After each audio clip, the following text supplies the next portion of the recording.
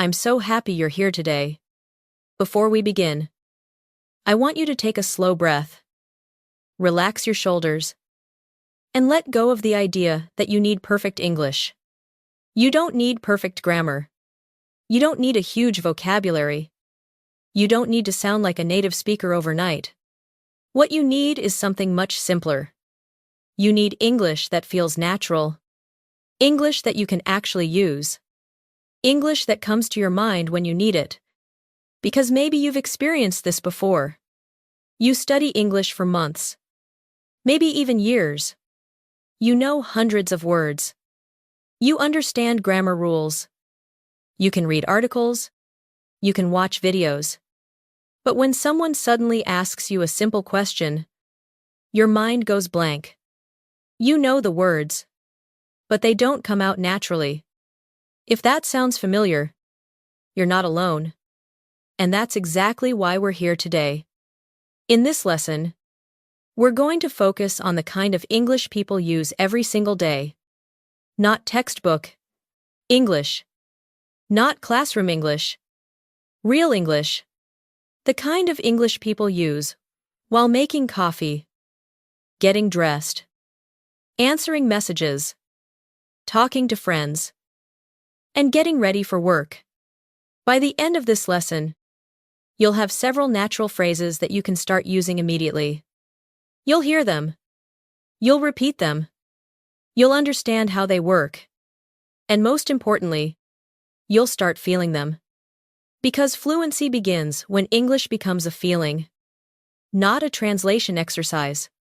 And if you're enjoying these daily lessons, make sure you're subscribed to Relaxing English Listening so you never miss another opportunity to improve your English naturally. All right. Let's begin our day together. Imagine you are waking up on a quiet morning. The sun is coming through the window. Your alarm has just stopped ringing. You slowly open your eyes. Maybe you're still a little sleepy. Maybe you don't feel fully awake yet. And here's something interesting. Many English learners would say, "I'm tired." That's correct. But native speakers often use something softer and more natural.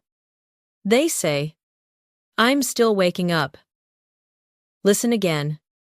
I'm still waking up. This phrase doesn't mean you're sleeping. It means your body and mind are still adjusting to the day. Let's practice together. Repeat after me slowly. I'm still waking up. Again. I'm still waking up. One more time. I'm still waking up.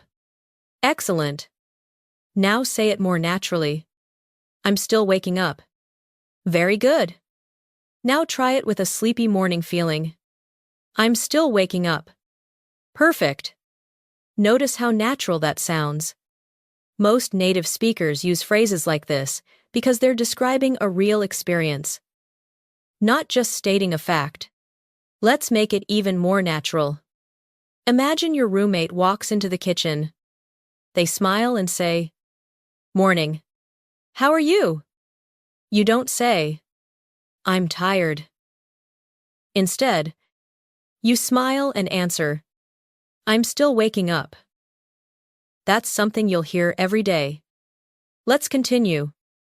Imagine you're standing in your kitchen. The house is quiet. You look toward the coffee machine. And suddenly, one thought enters your mind. You need coffee. A very common phrase people use is, "I could use some coffee." Listen carefully. I could use some coffee. This doesn't literally mean you are using coffee. It means coffee would be helpful right now. Coffee sounds like a good idea. Repeat after me. I could use some coffee. Again. I could use some coffee. Now, a little more naturally. I could use some coffee. Good. Now add a tired morning voice. Honestly. I could use some coffee. Excellent. Native speakers say this all the time. Not only with coffee. You can say, "I could use some rest." "I could use a vacation." "I could use a break." "I could use some help." Let's practice one. I could use a break. Again. I could use a break. Very natural. Now imagine a short conversation. Your friend sends you a message at 7 in the morning. Are you awake? You reply, barely. I could use some coffee. That sounds real. That sounds natural. And most importantly, it sounds human. Let's keep going. A few minutes later, you're getting ready for the day. You check the time. You look at your phone. And suddenly, you realize something. You're late. Or maybe not very late. Just a little late. Instead of saying, I am late. Many native speakers say, I'm running a little late. Listen carefully. I'm running a little late. Repeat after me. I'm running a little late. Again. I'm running a little late. Now faster. I'm running a little late. Excellent. This phrase is extremely common. You'll hear it in offices, schools, meetings, phone calls, everyday life. Let's practice it in context. Your friend texts you. Are you almost here? You reply. Yeah. I'm sorry. I'm running a little late. Very natural. Notice how soft it sounds. It's less direct, less harsh, and much more conversational. Now, let's combine the phrases we've learned. Listen to this short morning story. I woke up a little later than usual. I'm still waking up. Honestly, I could use some coffee. And now I'm running a little late. Can you hear the rhythm? These are not difficult words. But together they sound natural and fluent. That's the secret. Fluency is not always about advanced vocabulary. It's often about using simple phrases naturally. Take a slow breath. And repeat the story with me. I'm still waking up. I could use some coffee. I'm running a little late. Excellent. You're doing great. And here's something important. Every sentence you repeat is helping your brain build English patterns. You're not memorizing random words. You're training your brain to think in English chunks. That's exactly how fluent speakers process language. Let's explore another phrase. Imagine you're getting dressed. Someone asks you a question. Maybe your partner. Maybe your roommate. Maybe a friend calling you. But you're busy. You need a moment. Instead of saying, wait, you can say, give me a second. Listen again. Give me a second. Repeat after me. Give me a second. Again. Give me a second. Now naturally. Give me a second. Perfect. This phrase is everywhere. People use it constantly. Let's practice. Your friend asks, can you help me with something? You answer, sure. Give me a second. Natural. Friendly. Easy. Now let's make it even better. Imagine you're searching for your keys before leaving the house. Your friend asks, ready. You say, almost. Give me a second. That sounds exactly like real-life English. And here's something many learners don't notice. Native speakers rarely speak in perfect, complete sentences. They often speak in short, natural chunks. Give me a second. Be right there. Coming. Almost ready. No worries. That's why these small phrases are so powerful. Let's continue our morning. You've found your keys. You've finished your coffee. You're almost ready to leave. But first, you need to prepare yourself mentally. A very useful phrase is, let me get ready. Repeat after me. Let me get ready. Again. Let me get ready. Now naturally. Let me get ready. Very good. Let's place it inside a conversation. Someone says, want to leave now. You answer. Give me a minute. Let me get ready. Simple. Natural. Real. Now listen to this complete mini conversation. Roommate. Morning. How are you? You. I'm still waking up. Roommate. Want some coffee? You. Honestly, I could use some coffee. Roommate. We should leave soon. You. Yeah. I know. I'm running a little late. Roommate. Ready.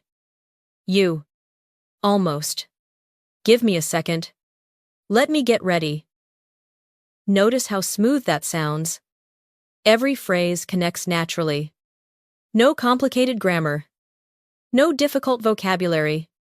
Just real English. And this is exactly how fluency begins. Not with big words. Not with perfect grammar. But with small, useful phrases that appear again and again in real life. Take a moment now. Think about your own morning. What time did you wake up? Did you drink coffee? Were you in a hurry? Did you feel tired? Now it's your turn. Try saying one sentence about your morning, using one of today's phrases. Maybe. I'm still waking up. Maybe. I could use some coffee. Maybe. I'm running a little late. Say it quietly to yourself. Excellent. That small moment matters more than you think.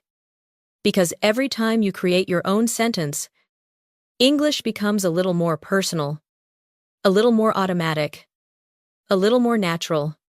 And something interesting happens.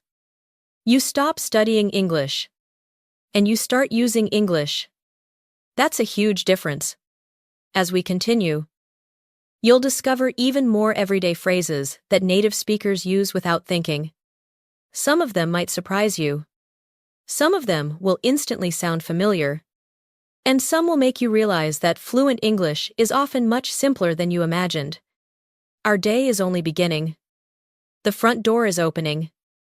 The city is waking up. And in the next part, we'll step into one of the most common places for real-life English conversations. A busy coffee shop where simple phrases can instantly make you sound more natural and more confident. The front door closes behind you. The morning air feels fresh. The streets are slowly becoming busier. People are walking to work. Cars are moving through the city. Some people look energetic. Others still look half asleep. And maybe you're somewhere in the middle. You're awake now, but not fully ready for the day. As you walk down the street, you notice a coffee shop on the corner. Warm lights glow through the windows. You can hear quiet music playing inside. The smell of fresh coffee fills the air. Without even thinking about it, you pull open the door and step inside. This is one of the best places to practice real English. Because coffee shops are full of natural conversations, simple conversations, useful conversations, the kind you'll hear every day. And today, you're going to learn exactly how native speakers communicate in these situations. As you enter, the barista smiles and says, "Good morning. What can I get for you?" This is your first opportunity. Many English learners immediately think, "Coffee, please." And yes, that's understandable. People will understand you. But native speakers usually use something softer. Something more natural. Something you'll hear all the time. They say, "Could I get a large iced coffee?" Listen carefully. Could I get a large iced coffee? Repeat after me slowly. Could I get a large iced coffee? Again. Could I get a large iced coffee? Now say it more naturally. Could I get a large iced coffee? Excellent. Notice how smooth that sounds. Could I get is one of the most common phrases in everyday English. You can use it almost anywhere. Could I get a bottle of water? Could I get a sandwich? Could I get a receipt? Could I get some help? This next phrase is extremely common, and once you start noticing it, you'll hear it everywhere. Let's practice. Could I get a coffee? Could I get a bottle of water? Could I get some extra napkins? Very good. Now imagine you're standing at the counter. The barista asks, "What can I get started for you today?" You smile and answer, "Could I get a medium latte? Please." Natural. Friendly. Confident. Now, let's make it even more conversational. Sometimes, native speakers say, "I'll have." Listen carefully. I'll have a cappuccino. Repeat after me. I'll have a cappuccino. Again. I'll have a cappuccino. Now naturally. I'll have a cappuccino. Excellent. This phrase is incredibly useful. When you're ordering food, when you're ordering drinks, when you're choosing something from a menu, instead of saying, "I want," you can say, "I'll have." Listen to these examples. I'll have the chicken sandwich. I'll have a black coffee. I'll have the soup. I'll have the same thing. Very natural. Very common. Let's try a quick conversation. Barista. What would you like? You. I'll have a cappuccino. Please. Barista. Anything else? You. No. That's all for now. Beautiful. Now let's focus on that last phrase. That's all for now. Listen carefully. That's all for now. Repeat after me. That's all for now. Again. That's all for now. Now, naturally. That's all for now. Excellent. This is something native speakers say constantly. It's polite. It's relaxed. And it sounds much better than simply saying, "No." Imagine this situation. You've ordered your drink. The cashier asks, "Anything else?" You answer, "No thanks. That's all for now." Perfect. That's real-life English. Let's continue. A few minutes later. You're waiting for your coffee. The shop is getting busier. People are talking. Someone is working on a laptop. A group of friends is laughing near the window. And you overhear a conversation. One friend says, "I finally finished that project." The other friend replies, "That sounds good." Listen carefully. That sounds good. Repeat after me. That sounds good. Again. That sounds good. Now naturally. That sounds good. Excellent. This phrase is everywhere. And here's something important. Many learners overuse good. Everything becomes good. Very good. Really good. But native speakers often use that sounds good. Sounds good. Looks good. Feels good. Those small changes make your English sound much more natural. Let's practice. Sounds good. Again. Sounds good. One more time. Sounds good. Notice how native speakers often drop the word that. Instead of that sounds good, they simply say, sounds good. Listen to this conversation. Friend. Let's grab lunch after work. You. Sounds good. Friend. How about 2 o'clock? You. Sounds good. Short. Natural. Fluent. Most learners sound too formal here. Native speakers usually keep it simple. Now let's imagine another situation. You're standing near the pickup counter waiting for your coffee. Suddenly, someone accidentally bumps into you. Not hard. Just enough to spill a few drops of coffee. They immediately say, "Sorry about that."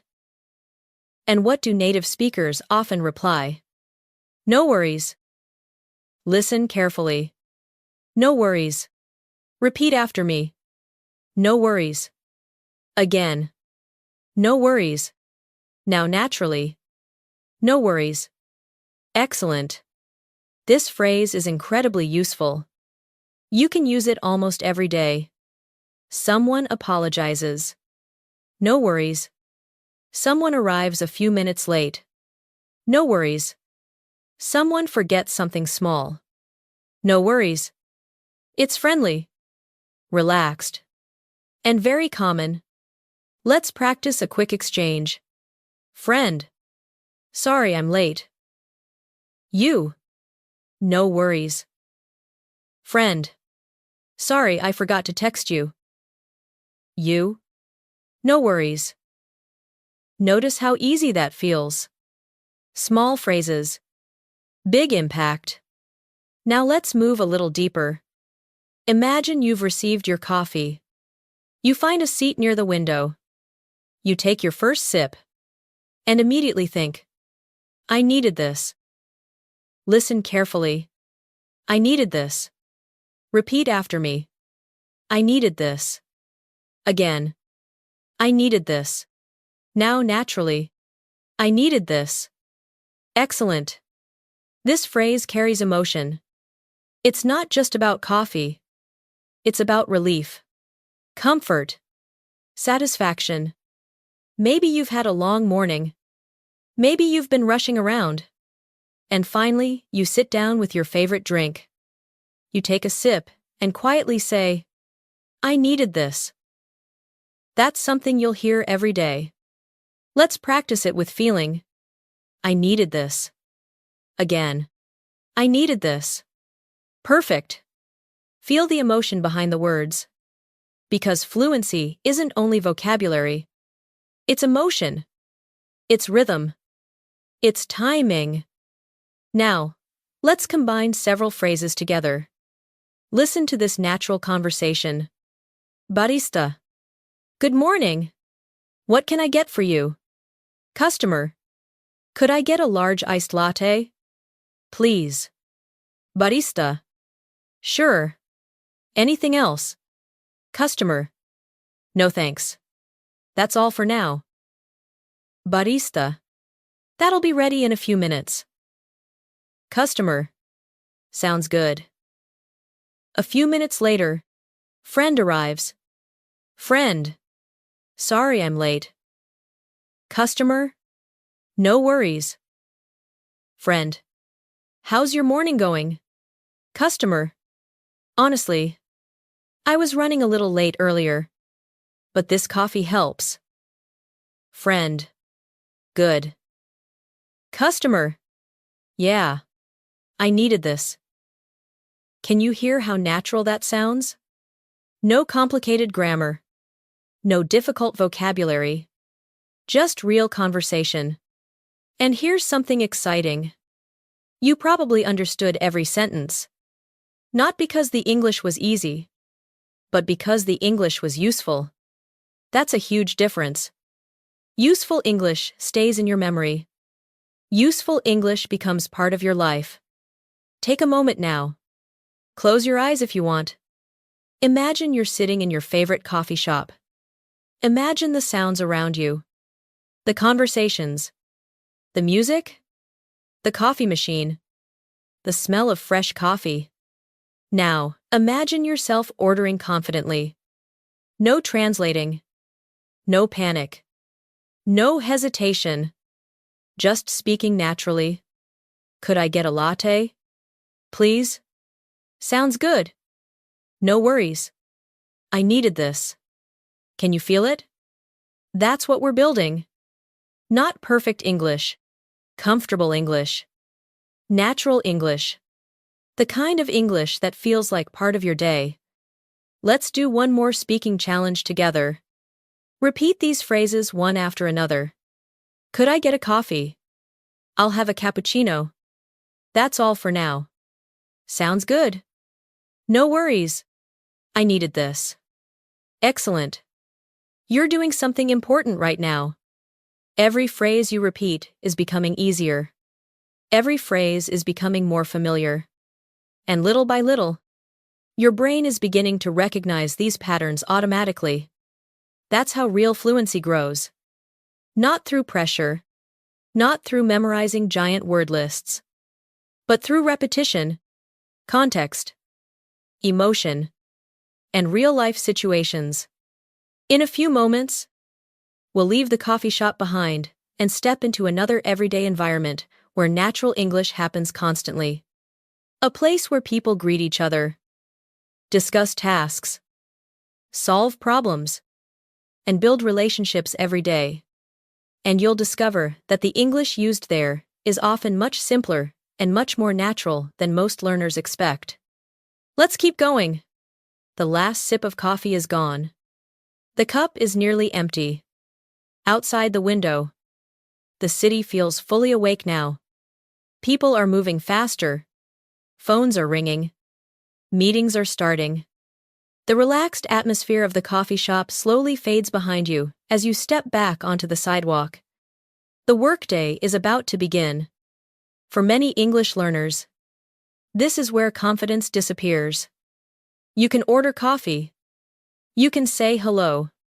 But work conversations often feel more difficult. Maybe you're afraid of sounding too simple. Maybe you're worried about making mistakes.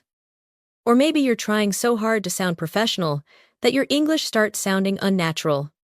The good news is that native speakers rarely use complicated English at work.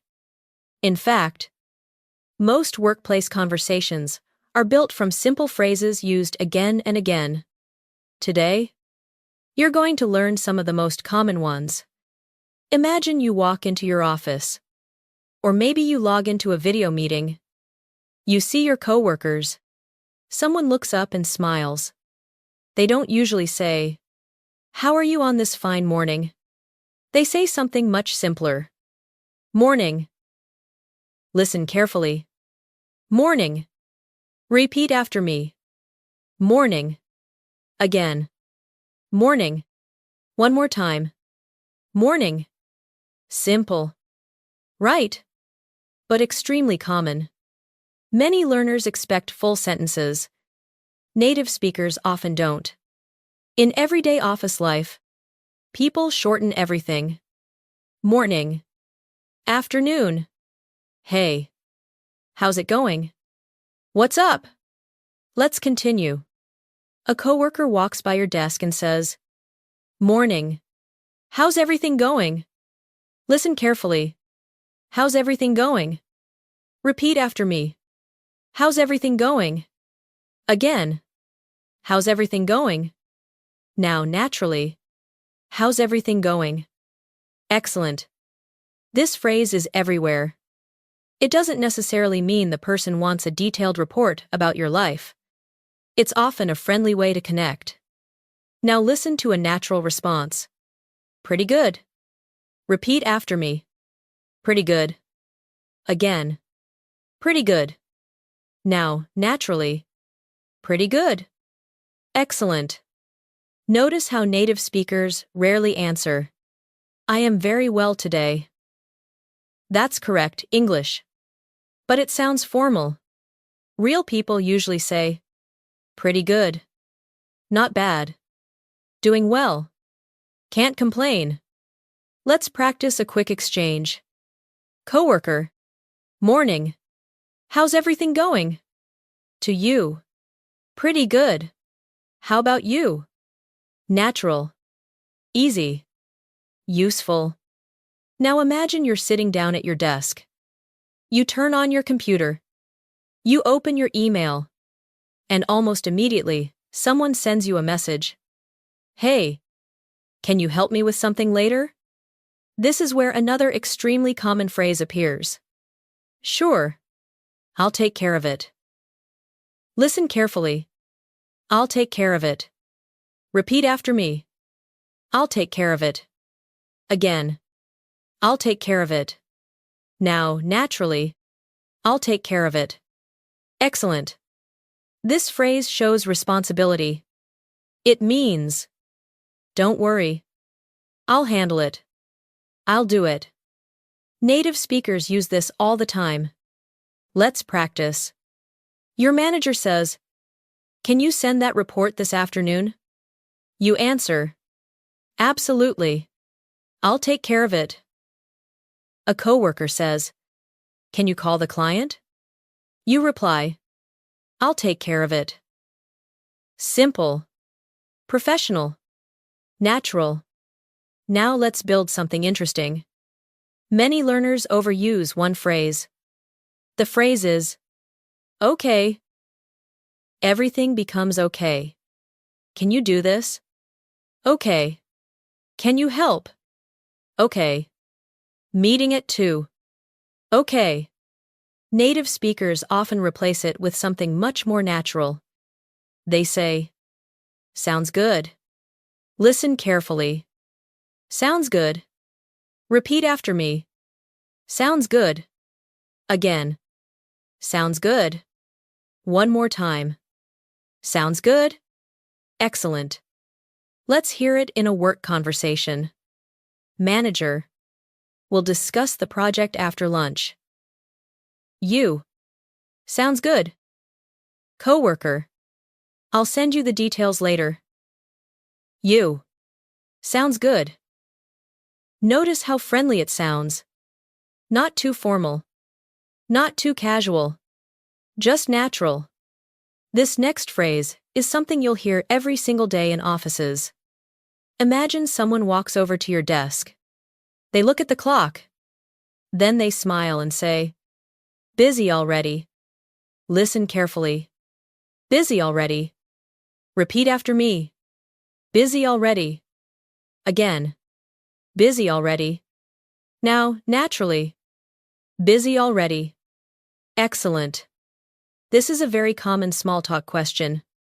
And here's a natural response. Kind of. Listen carefully. Kind of. Repeat after me. Kind of. Again. Kind of. Now naturally. Kind of. Very good.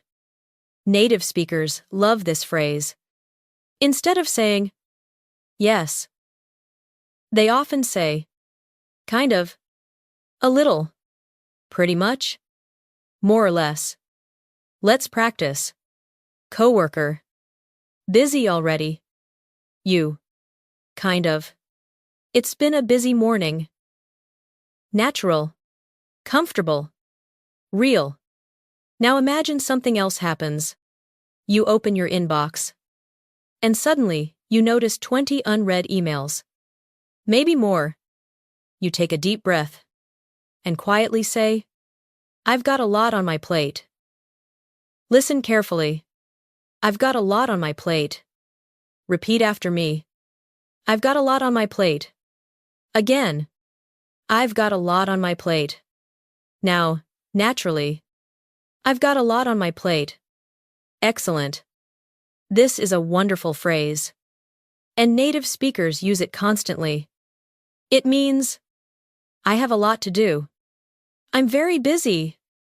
I have many responsibilities. Let's hear it in context. Coworker. Can you help with another project? You. I'd love to. But I've got a lot on my plate right now.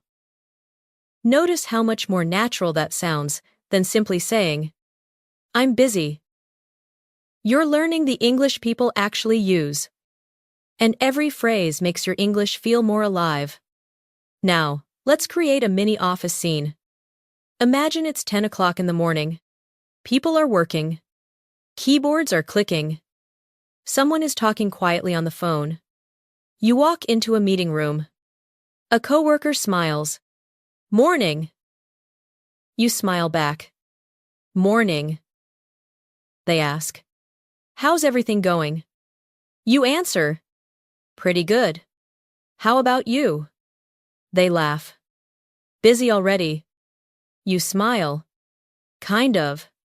I've got a lot on my plate today." They nod. "Can you review this file later?" You answer, "Sure. I'll take care of it." They smile. "Sounds good." Can you hear the rhythm? This is exactly how workplace English sounds. Short, friendly, Efficient. No long speeches. No complicated vocabulary. Just useful communication. Let's take this one step deeper. Imagine you're in a team meeting.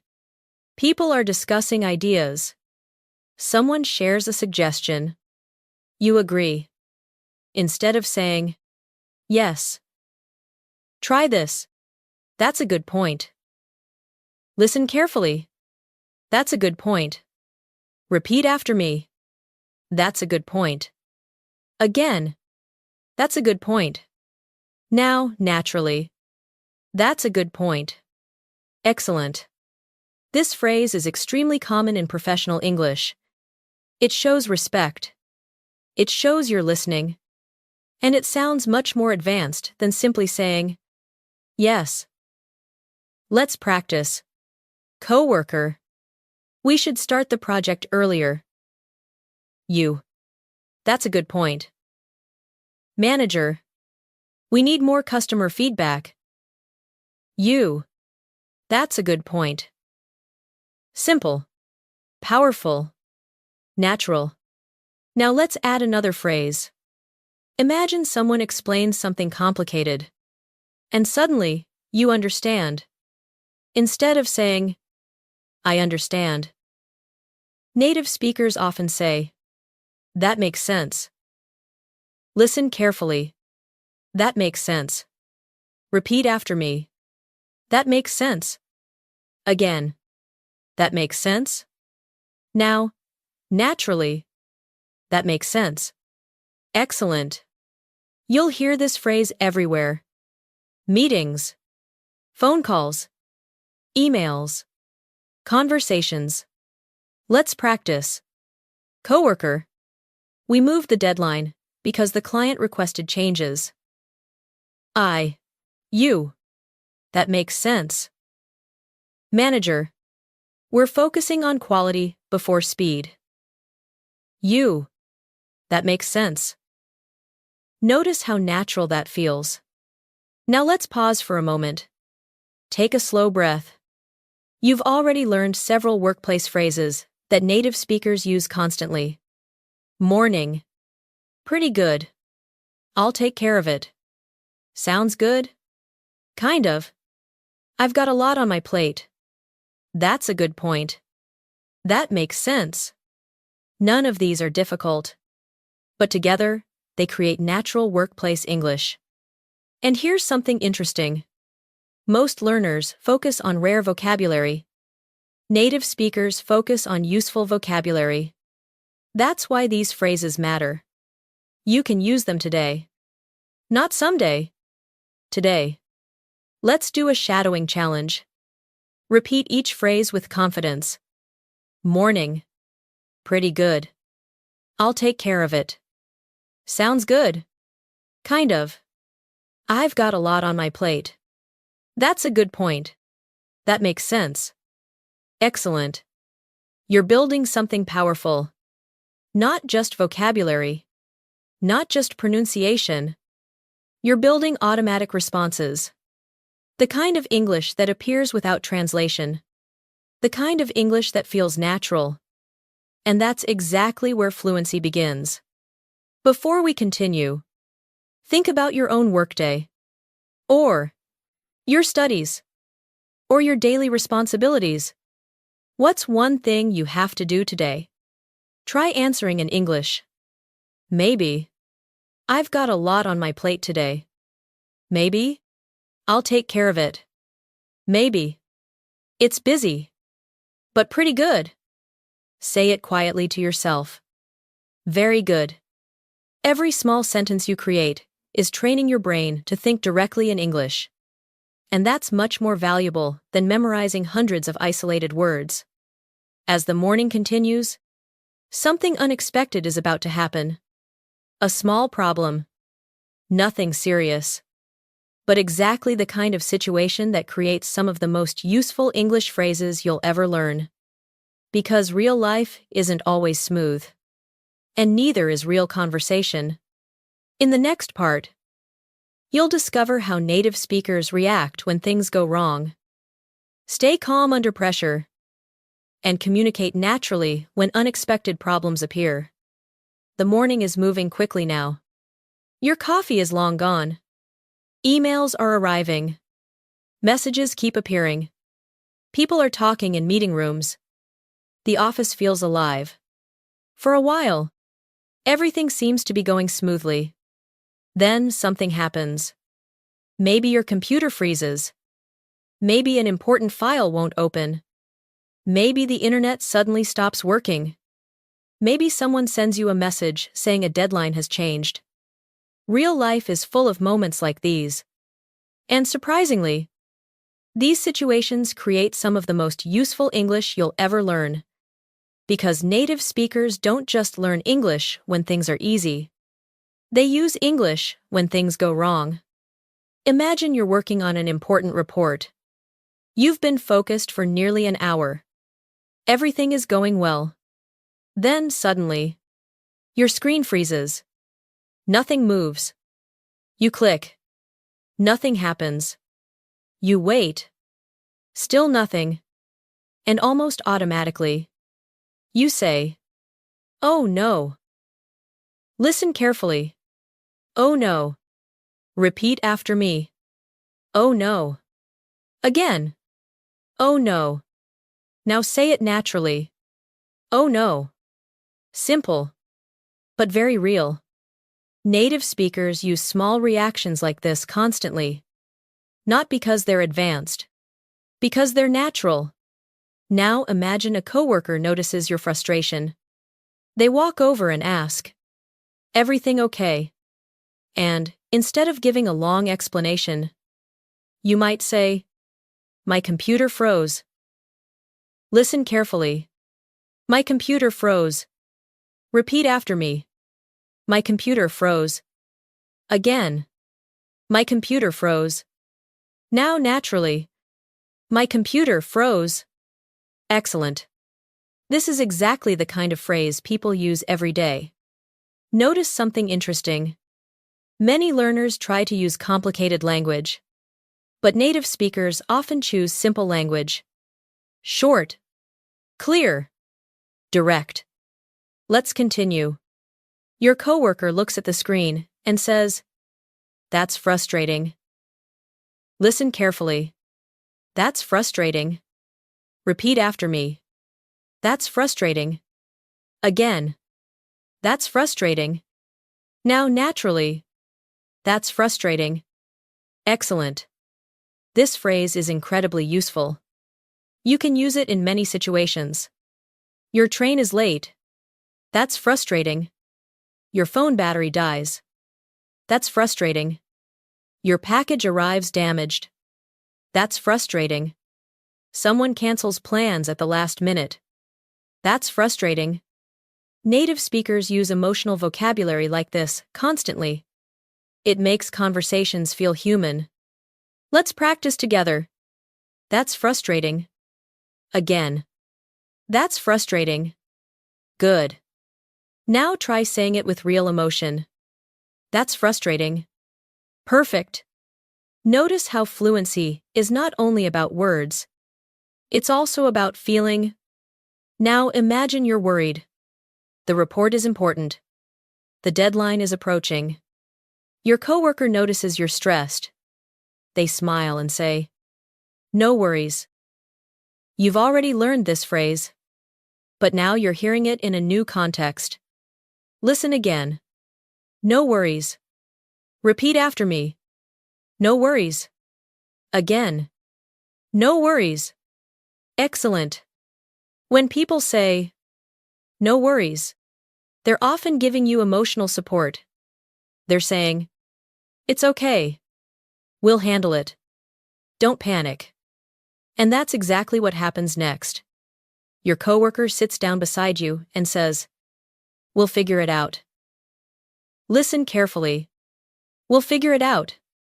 Repeat after me. "We'll figure it out." Again. "We'll figure it out." Now naturally. "We'll figure it out." Excellent. This phrase is extremely common. Native speakers use it all the time, especially when facing problems. notice that it doesn't guarantee success. It simply communicates confidence. We'll find a solution. We'll solve it. We'll figure it out. Let's practice. The printer isn't working. We'll figure it out. The file is missing. We'll figure it out. The meeting changed unexpectedly. We'll figure it out. Very natural. Very useful. Now let's imagine another situation. Your manager sends a message. The client wants changes. The deadline moved forward. The project suddenly became more complicated. You take a deep breath. And maybe you say, "That's not ideal." Listen carefully. That's not ideal. Repeat after me. That's not ideal. Again. That's not ideal. Now naturally. That's not ideal. Excellent. This is one of the most common native speaker reactions. And here's something important. Many learners say, "This is very bad." Native speakers often soften negative situations. Instead of, "This is terrible," they might say, "That's not ideal." Listen again. That's not ideal. Professional. Calm. Natural. Let's practice. The meeting starts in 10 minutes. Your laptop battery is at 1%. That's not ideal. Your train is delayed. That's not ideal. You forgot your umbrella, and it's raining. That's not ideal. Excellent. Now let's move deeper into real workplace English. Imagine, your coworker asks, "Do we have enough time to finish?" And you're not completely sure. Instead of saying, "I don't know." Try this. "I think so." Listen carefully. "I think so." Repeat after me. "I think so." Again. "I think so." Now naturally. "I think so." Excellent. Native speakers use this phrase constantly. It's soft, flexible, natural. It communicates uncertainty without sounding negative. Let's practice. Will the project be ready? I think so. Can we finish before lunch? I think so. Will everything work out? I think so. Beautiful. Now let's add another useful phrase. Imagine your coworker explains a possible solution. You listen carefully. And suddenly you understand. You say, "That could work." Listen carefully. "That could work." Repeat after me. "That could work." Again. "That could work." Now, naturally. "That could work." Excellent. This phrase appears in meetings everywhere. Someone suggests an idea. You don't fully commit. But you see potential. That could work. Very natural. Let's hear it in context. Coworker. What if we send the updated version tomorrow morning? You. That could work. Manager. What if we split the task between two teams? You. That could work. Simple. Professional. Real. Now let's build a complete workplace scene. Imagine you're sitting at your desk. The office is quiet. Then, suddenly your computer freezes. You sigh. Oh no. A coworker notices. Everything okay? You reply. My computer froze. They nod. That's frustrating. You smile weakly. Yeah. They lean over and take a look. No worries. We'll figure it out. You take a breath. Thanks. A few minutes later, your manager sends a message. The deadline has moved up. You read it and quietly say, "That's not ideal." Your coworker laughs. No. It's not. Then, they suggest a new plan. You listen. And, after a moment, You nod. That could work. Can you hear how natural this conversation sounds? Nothing complicated. Nothing academic. Just everyday English. This is the language people use when real life happens. And that's exactly the kind of English you want to learn. Because these are the moments that matter. Not perfect textbook examples. Real situations. Real emotions.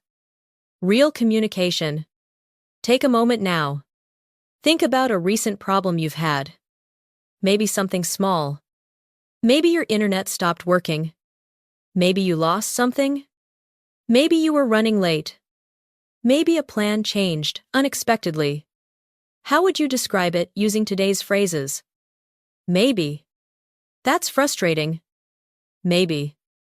That's not ideal. Maybe. We'll figure it out. Try saying one sentence quietly to yourself. Excellent. You're doing something important. You're connecting English to your real experiences. And that's where true fluency begins. Not memorizing. Not translating. Connecting. Let's do a short shadowing exercise together. Repeat each phrase with confidence. My computer froze. That's frustrating. No worries. We'll figure it out. That's not ideal. I think so. That could work. Again. My computer froze. That's frustrating. No worries. We'll figure it out. That's not ideal. I think so. That could work. Excellent. Listen to how much more natural your English is becoming. You're not just learning vocabulary anymore. You're learning reactions, emotions, patterns, the rhythm native speakers use every day. And here's something interesting. The people who sound most fluent are not always the people with the biggest vocabulary. Often they're the people who know how to react naturally. When something good happens, when something unexpected happens, when something goes wrong, they have ready-made phrases waiting in their minds. And little by little, you're building that same ability. The pressure of the morning begins to fade. The problem gets solved. The report is sent. The meeting ends. You lean back in your chair for a moment. The stressful part of the morning is over. The atmosphere starts feeling lighter. People begin thinking about lunch. Conversations become more relaxed. The workday slows down just enough for something different to happen. And in the next part, you'll discover how native speakers connect, joke, and build relationships during one of the most social moments of the day. The lunch break. The tension of the morning is finally beginning to fade. The computer is working again. The report has been sent. The meeting is over. People are standing up from their desks. A few coworkers stretch their arms. Someone closes a laptop. Someone else checks the time and smiles. It's almost lunch. The energy in the office changes. Earlier, everyone was focused on tasks. Now conversations start appearing. The atmosphere feels lighter, more relaxed, more human. And this is where another kind of English appears. Not work English. Not presentation. English. Small talk. The kind of English people use to build relationships. The kind of English people use every day. Imagine you're walking toward the break room. You grab your lunch. A coworker sits down across from you. They smile and ask, "So, what have you been up to lately?" Listen carefully. What have you been up to? Repeat after me. What have you been up to? Again. What have you been up to? Now, naturally. What have you been up to? Excellent. This phrase is extremely common. Native speakers use it everywhere. It's a way of asking, "What's new? How have you been? What's been happening in your life?" Let's practice. What have you been up to? Again. What have you been up to? Perfect. Now imagine someone asks you that question. You don't need a long answer. You might simply say, "Not much." Listen carefully. Not much. Repeat after me. Not much. Again. Not much. Now naturally. Not much. Excellent. This tiny phrase appears everywhere. And here's something important. Many learners feel pressure to create long responses. Native speakers often don't. Sometimes a simple answer is enough. What have you been up to? Not much. How's your week going? Not much. Just work. Very natural. Very common. Now, let's make it a little more interesting. Imagine you've had a busy week. Nothing exciting happened. Everything feels familiar. Native speakers often say, "Same old. Same old." Listen carefully. Same old. Same old. Repeat after me. Same old. Same old. Again. Same old. Same old. Now, naturally. Same old. Same. Old. Excellent. This phrase means nothing new. Everything is pretty much the same. Let's hear it in a conversation. Coworker. What have you been up to? You. Honestly, same old. Same old. Coworker. Work. You. Pretty much. Now let's learn that next phrase. Pretty much. Listen carefully. Pretty much. Repeat after me. Pretty much. Again. Pretty much. Now naturally. Pretty much. Excellent. Native speakers love this phrase. Instead of saying, "Yes. Exactly. That's correct," they often say, "Pretty much." Let's practice. Was it busy this morning? Pretty much. Did you finish the project? Pretty much. Are you ready for the meeting? Pretty much. Simple. Natural. Very conversational. Now imagine lunch continues. People are talking about their weekends. One coworker says, "I spent the whole weekend cleaning my apartment." Another laughs and says, "Sounds exciting." Notice the playful tone. The first coworker laughs and replies, "Yeah. Not exactly." Listen carefully. Not exactly. Repeat after me. Not exactly. Again. Not exactly. Now, naturally. Not exactly. Excellent. This phrase is useful when something is technically true, but not completely true. Let's practice. Was it fun? Not exactly. Was the meeting exciting? Not exactly. Did you enjoy waiting in traffic? Not exactly. Very natural. Native speakers use this constantly. Now let's move deeper into a real lunch conversation. Imagine you're sitting with two coworkers. The room is filled with conversation. Someone is heating food in the microwave. Someone is laughing near the coffee machine. The atmosphere feels relaxed. One coworker looks at you and says, "You look tired." You smile. Instead of saying, "I'm very tired." Try this. "I'm kind of tired." Listen carefully. "I'm kind of tired." Repeat after me. "I'm kind of tired." Again. "I'm kind of tired." Now naturally. "I'm kind of tired." Excellent. Notice how soft this sounds. Native speakers often soften their statements. Instead of, "I'm tired," they say, "I'm kind of tired." Instead of, "I'm busy," they say, "I'm kind of busy." Instead of, "I'm hungry," they say, "I'm kind of hungry." These small changes make your English sound much more natural. Let's practice. I'm kind of tired. Again. I'm kind of tired. Very good. Now imagine another coworker asks, "How are things going?" You could answer, "Can't complain." Listen carefully. Can't complain. Repeat after me. Can't complain. Again.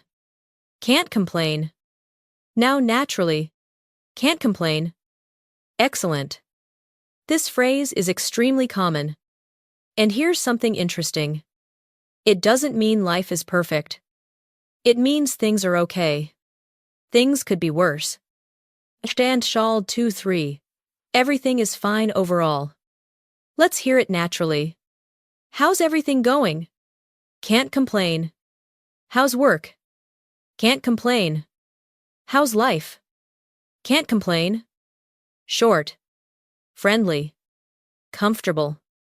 Now let's build a complete lunch scene. Coworker. What have you been up to lately? You. Not much. Same old. Same old. Coworker. Still working on that project. You. Pretty much. Coworker. You look a little tired. You. Yeah. I'm kind of tired today. Coworker. Busy morning. You. Pretty much. Coworker. How are things overall? You. Can't complain. Listen to that rhythm. Nothing complicated. Nothing formal. Just real English. This is exactly how native speakers talk during lunch breaks. Let's continue. A few minutes later, another coworker joins the table. They sit down with a tray of food. Everyone starts talking about weekend plans. One person says, "I'm thinking about going hiking." Another says, "I'm staying home." Then someone turns to you. "What about you?" You think for a moment. And answer, "I haven't decided yet." Listen carefully. I haven't decided yet. Repeat after me. I haven't decided yet. Again. I haven't decided yet. Now naturally. I haven't decided yet. Excellent. This is a phrase you'll use all the time. People ask about plans. You aren't sure. I haven't decided yet. Simple. Useful. Natural. Let's practice. Are you going? I haven't decided yet. What are you doing this weekend? I haven't decided yet. Will you join us? I haven't decided yet. Perfect. Now notice something important. Almost every phrase you've learned today is something you could use immediately. Today. This afternoon. Right after this lesson. That's the power of practical English. It's not about rare vocabulary. It's about frequent vocabulary. The language people actually use. Take a moment now. Imagine you're sitting at that lunch table. People are talking casually. Nobody is speaking perfectly. Nobody is trying to sound impressive. They're simply communicating. That's what real fluency looks like. Relaxed communication. Not perfect communication. Let's do a shadowing exercise together. Repeat each phrase naturally. What have you been up to? Not much. Same old. Same. Old. Pretty much. Not exactly. I'm kind of tired. Can't complain. I haven't decided yet. Again. What have you been up to? Not much. Same old. Same old. Pretty much. Not exactly. I'm kind of tired. Can't complain. I haven't decided yet. Excellent. Listen to how conversational those phrases sound. You're beginning to build the same language patterns native speakers use every day. And every phrase you repeat becomes a little easier. A little faster. A little more automatic. That's progress. Progress. And here's something many learners never realize. Fluency isn't built during perfect moments. It's built during ordinary moments. Coffee breaks, lunch conversations, short chats in hallways, tiny interactions that happen hundreds of times every month. That's why these phrases matter so much. They're not special because they're advanced. They're special because they're useful. Before we leave lunch behind, think about your own life. What have you been up to lately? What would you answer? Maybe. Not much. Maybe. Pretty much work. Maybe. Same old. Same old. Maybe.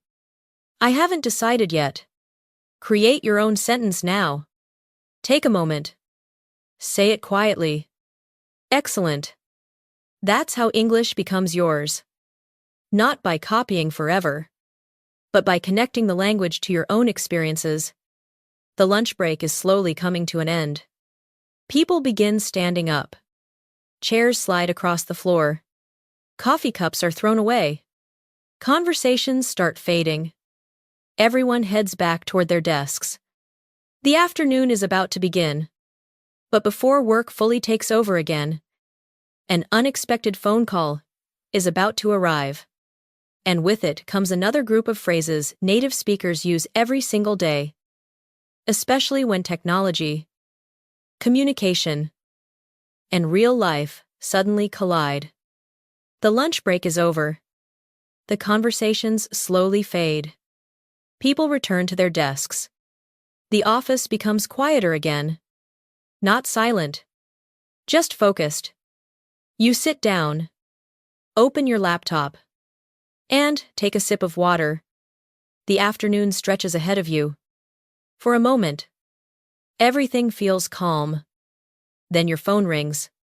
Or maybe a video call notification appears on your screen. Perhaps it's a client, a coworker, a friend, or someone you weren't expecting to hear from.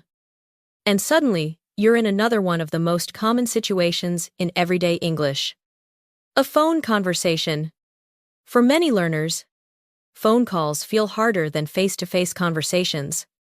You can't see facial expressions. You can't read body language. You only have the voice.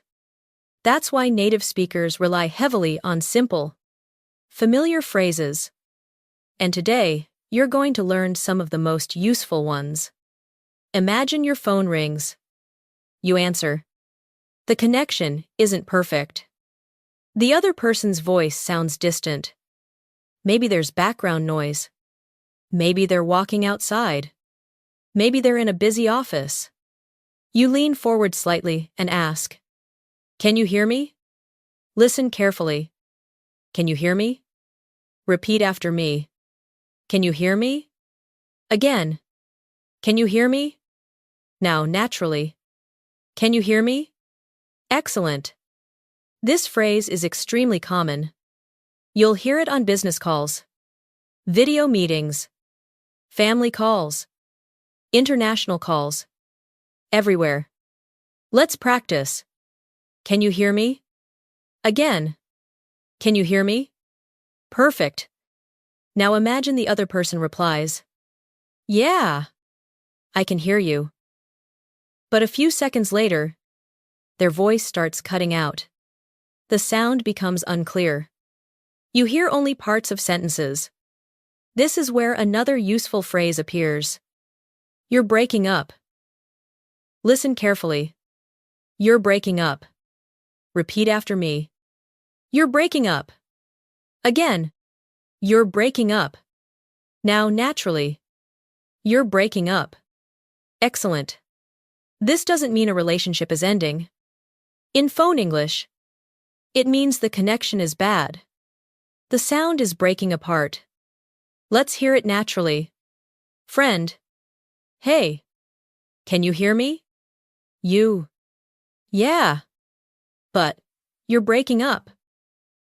Again. You're breaking up. This is something you'll hear every day, especially during video meetings. Now imagine, the connection becomes worse. You miss several words. You try listening. Nothing helps. Finally, you say, "Sorry. I didn't catch that." Listen carefully. I didn't catch that. Repeat after me. I didn't catch that. Again. I didn't catch that. Now, naturally. I didn't catch that. Excellent. This phrase is incredibly important. Many learners say, "I don't understand." Sometimes, that's okay. But native speakers often use, "I didn't catch that." It sounds softer, friendlier, more natural. Let's practice. Could you repeat that?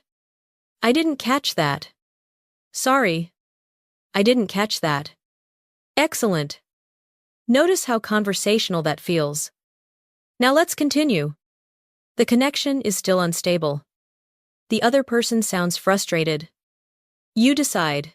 The easiest solution is to end the call and try again.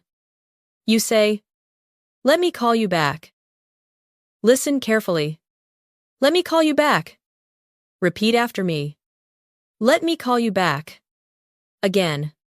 Let me call you back. Now naturally. Let me call you back. Excellent. This phrase appears constantly in real life. The signal is bad. Let me call you back. You're entering a meeting. Let me call you back. Someone walks into your office. Let me call you back. Simple. Practical. Very useful.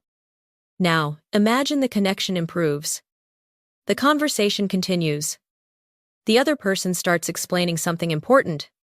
But suddenly, a coworker approaches your desk. You need a moment. You don't want to interrupt rudely. So you say, "Hold on a second."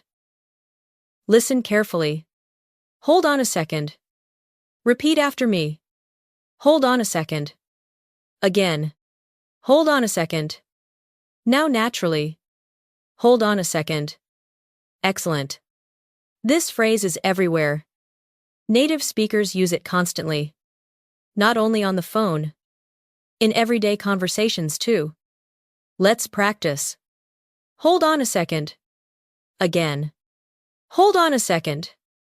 Perfect. Imagine this conversation. Friend. So anyway, I was telling you about you.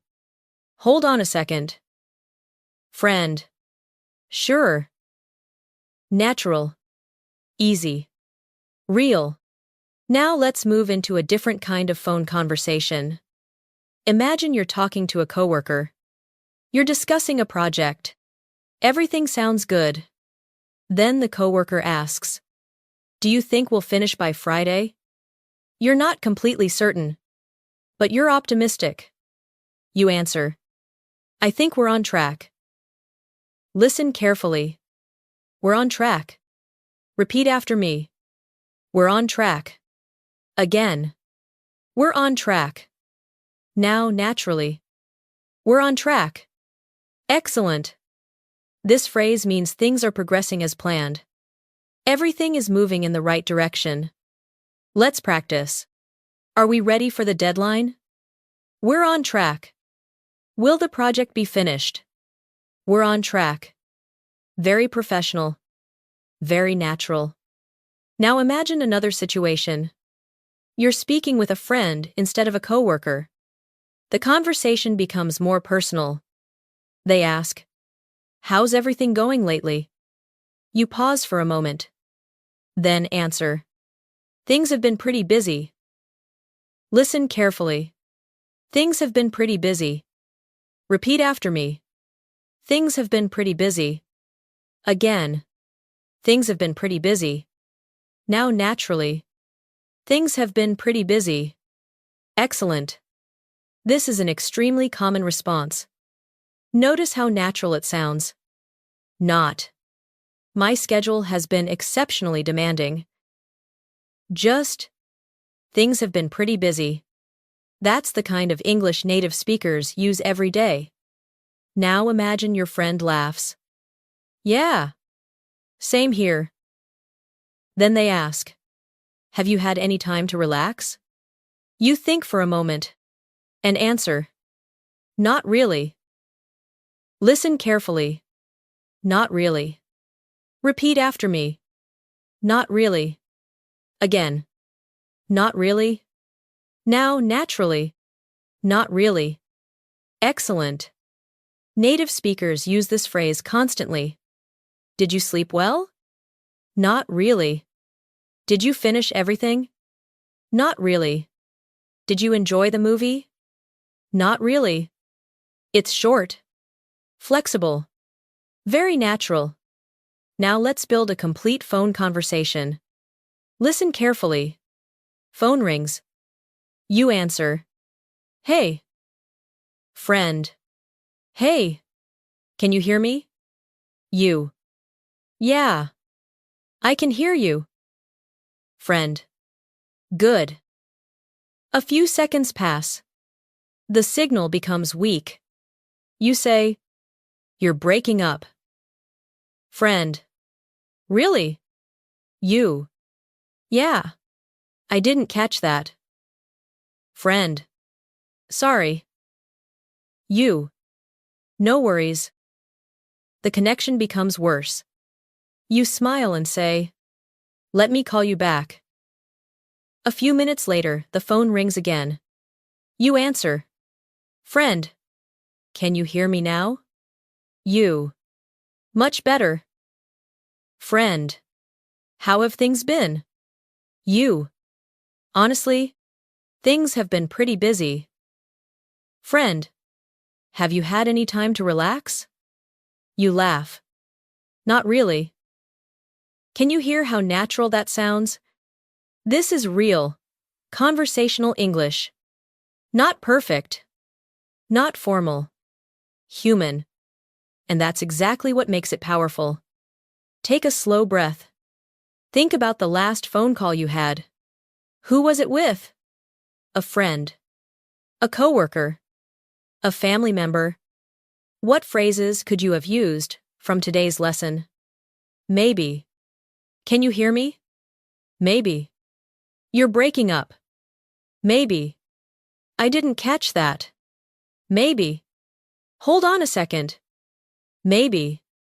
Things have been pretty busy. Try creating one sentence in your mind. Excellent. That small exercise matters.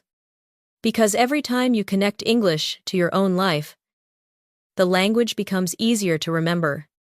And easier to use. Let's do a shadowing exercise together. Repeat after me naturally. Can you hear me? You're breaking up. I didn't catch that. Let me call you back. Hold on a second. We're on track. Things have been pretty busy. Not really. Again. Can you hear me? You're breaking up. I didn't catch that. Let me call you back.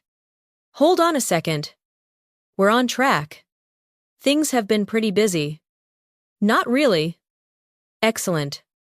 Notice something important. At the beginning of this lesson, these phrases may have felt unfamiliar. Now they probably feel much more comfortable. That's how fluency develops. One useful phrase at a time. And little by little, your brain stops translating. Instead, it starts recognizing patterns automatically.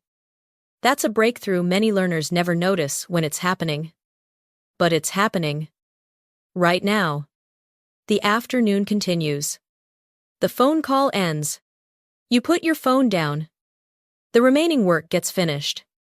Emails are answered. Tasks are completed. Outside the office windows, the sunlight begins to soften. The busiest part of the day is behind you. People start looking at the clock. Some are already thinking about dinner. Others are making plans for the evening. The workday is slowly coming to an end. And in the next part, you'll step into another everyday situation where some of the most natural and emotional English appears. The moment when work is over, energy is low, and people finally get a chance to relax with friends. The afternoon slowly fades into evening. The bright energy of the workday begins to soften. Computer screens are shutting down. People are saving files. The last emails are being sent.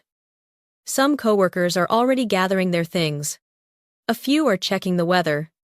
Others are making plans for dinner. The pressure that filled the office just a few hours ago is disappearing. And something else is taking its place. Relief? You lean back in your chair and stretch. The day wasn't perfect. There were problems. Unexpected phone calls. Deadlines. Technical issues. But somehow you made it through. And that's exactly the kind of moment where native speakers use some of the most common English phrases you'll ever hear. Imagine you're walking toward the elevator with a coworker. Neither of you is in a hurry anymore. The workday is over. Your coworker smiles and asks, "Long day." Listen carefully. Long day. Repeat after me. Long day. Again. Long day. Now, naturally. Long day. Excellent. Notice something interesting. This isn't even a complete sentence. The full sentence would be, "Did you have a long day?" But native speakers shorten it. All the time. Long day. Busy day. Good day. Rough day. Let's practice. Long day. Again. Long day. Perfect. Now imagine someone asks you that question. Instead of saying, "Yes, I worked many hours today," you might simply smile and answer, "Yeah, pretty long." Listen carefully. Pretty long. Repeat after me. Pretty long. Again. Pretty long. Now, naturally. Pretty long. Excellent. Simple. Natural. Very conversational. As the elevator reaches the ground floor, another coworker joins the conversation. They laugh and say, "You look exhausted." And this brings us to one of the most useful phrases of the entire lesson. Instead of saying, "I'm very tired," native speakers often say, "I'm exhausted." Listen carefully.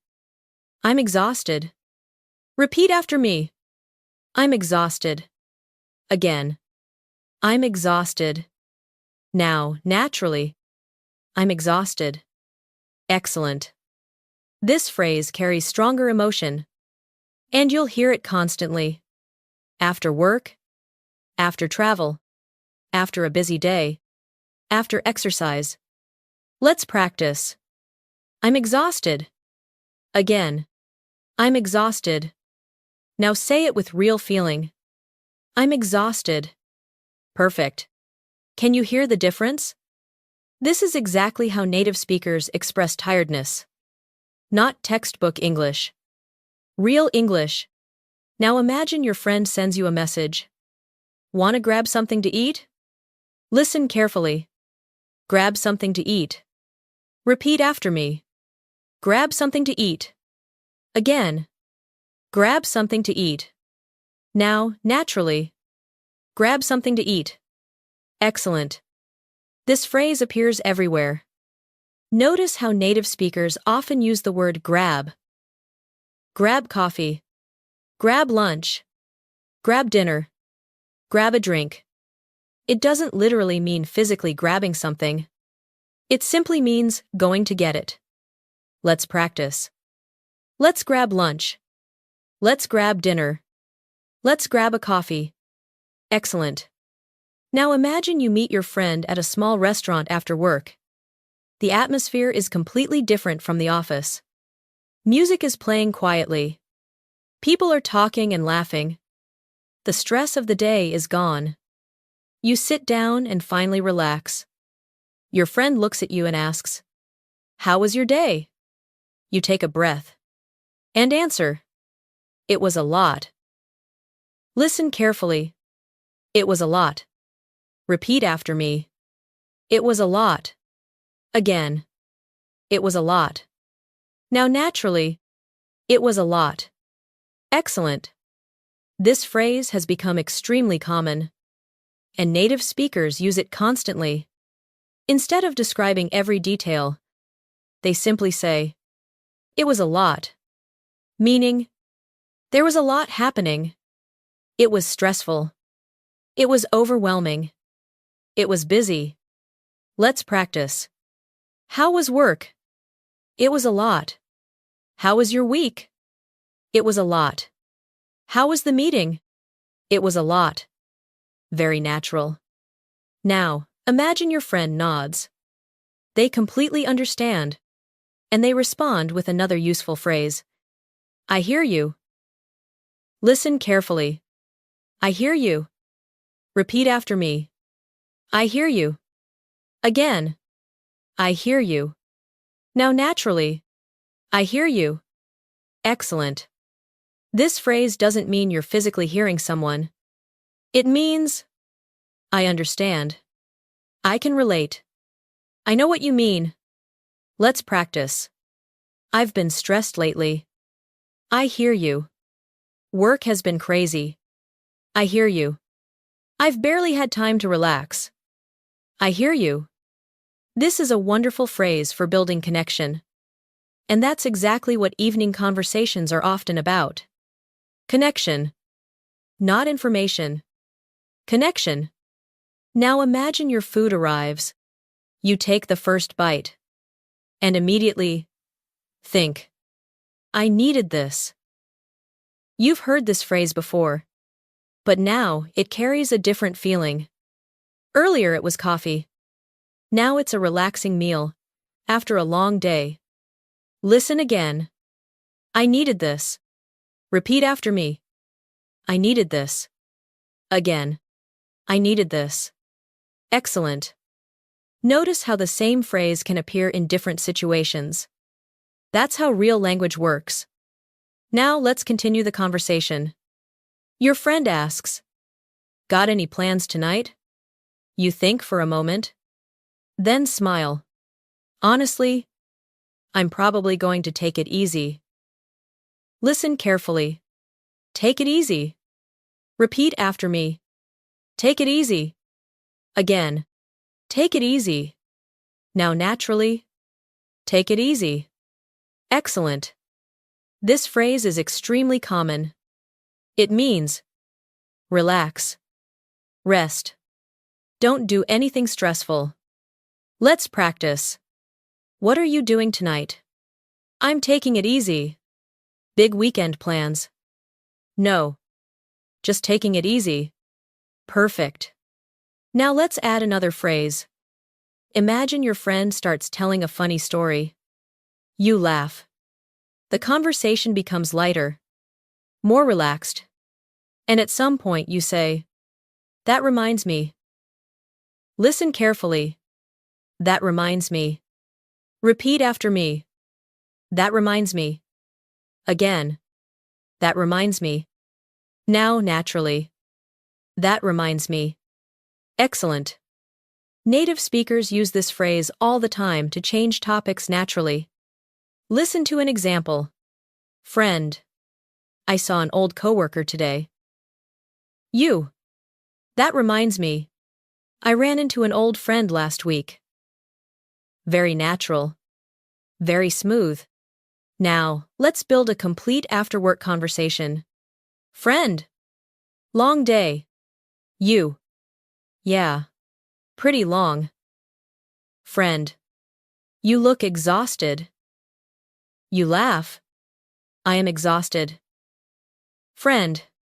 Want to grab something to eat. You. Absolutely. A little later. Friend. So. How was your day? You. Honestly, it was a lot. Friend. I hear you. You. We had deadlines. Meetings. Phone calls. Everything at once. Friend. Sounds stressful. You. Yeah. But this food helps. You take a bite. I needed this. Friend. Any plans tonight? You smile. I'm probably going to take it easy. Friend. Sounds like a good idea. Can you hear how natural this conversation sounds? This is the kind of English people use every day. Short sentences. Natural reactions. Emotional vocabulary. Real communication. Not perfect grammar. Real life. Take a moment now. Think about your own day. Was it busy? Was it stressful? Was it relaxing? How would you answer using today's phrases? Maybe. It was a lot. Maybe. I'm exhausted. Maybe. I needed this. Maybe. I'm going to take it easy tonight. Create one sentence now. Say it quietly. Excellent. That's where real progress happens. Not just repeating. Creating. Connecting. Making the language your own? Let's do a shadowing exercise together. Repeat after me. Long day. Pretty long. I'm exhausted. Let's grab something to eat. It was a lot. I hear you. I needed this. Take it easy. That reminds me. Again. Long day. Pretty long. I'm exhausted. Let's grab something to eat. It was a lot. I hear you. I needed this. Take it easy. That reminds me. Excellent. Listen to how natural those phrases feel. You're beginning to sound less like a student and more like someone participating in real conversations. And that's an important shift. You're not just learning English anymore. You're starting to live inside English. One conversation at a time. One phrase at a time. One ordinary moment at a time. Outside. The evening sky grows darker. People are heading home. Restaurants are filling up. The city is changing energy again. But the day still has a few surprises left. Because sometimes, the most interesting conversations happen when you least expect them. And in the next part, you'll step into another everyday situation where confidence, encouragement, and natural English come together in a completely different environment. A place where people challenge themselves, support each other, and talk about progress, one small step at a time. The restaurant slowly becomes quieter. Dinner is almost finished. The stress of the day feels far away now. You leave the table feeling lighter. The air outside is cooler. The city lights are beginning to glow. Cars pass by. People walk home. Some are heading to restaurants. Others are meeting friends. And some are going somewhere else entirely. Somewhere that has nothing to do with work. Somewhere focused on progress. Movement. Energy. Growth. Imagine you're walking into a gym. Or maybe a fitness class. Perhaps it's a yoga studio. Maybe it's a community sports center.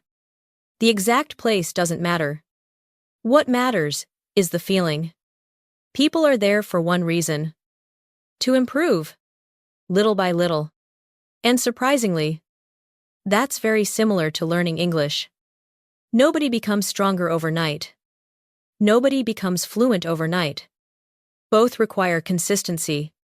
Small effort. Repeated practice. One step at a time. As you walk inside, you hear music playing softly. People are exercising. Some are beginners. Some are experienced. Everyone is focused on their own progress. And this environment creates another set of English phrases that native speakers use all the time. Imagine you're checking in at the front desk. The employee smiles and says, "How's it going?" You've heard similar phrases before. But this time, your answer feels different. You smile and say, "Pretty good?" Listen carefully. "Pretty good." Repeat after me. "Pretty good." Again. "Pretty good." Now naturally. "Pretty good." Excellent. Notice how often native speakers use this phrase. Not amazing. Not terrible. Just pretty good. Simple. Comfortable. Natural. As you enter the gym, you see a friend. They wave. You walk over. They ask. Ready for a workout? You smile. And answer. Let's do it.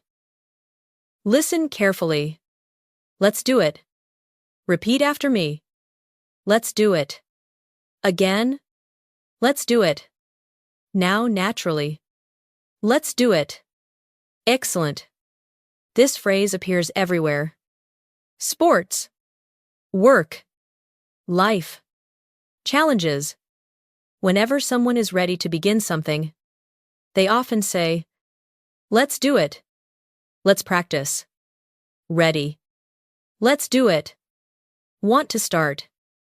Let's do it. Simple. Confident. Natural.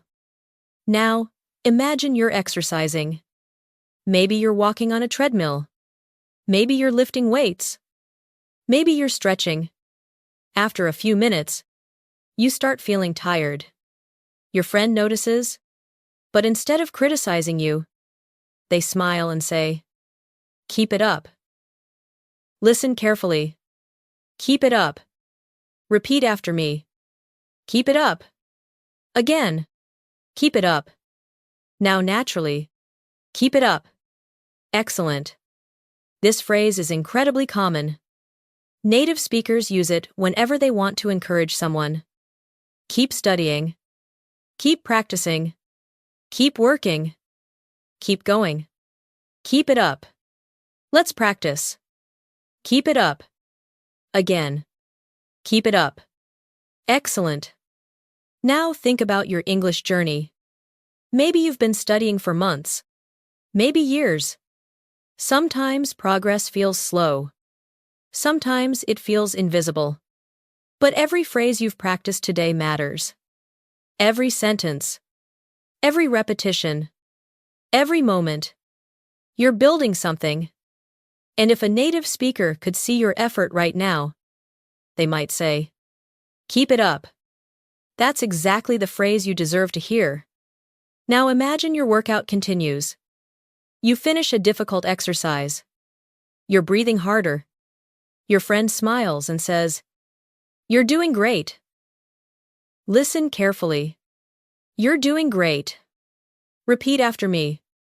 You're doing great. Again. You're doing great. Now naturally. You're doing great. Excellent. This is another phrase you'll hear constantly. Teachers use it. Friends use it. Coaches use it. Parents use it. It's simple encouragement. Let's practice. You're doing great. Again. You're doing great. One more time. You're doing great. Excellent. And here's something important. Take a moment to hear those words for yourself. You're doing great. Not perfect.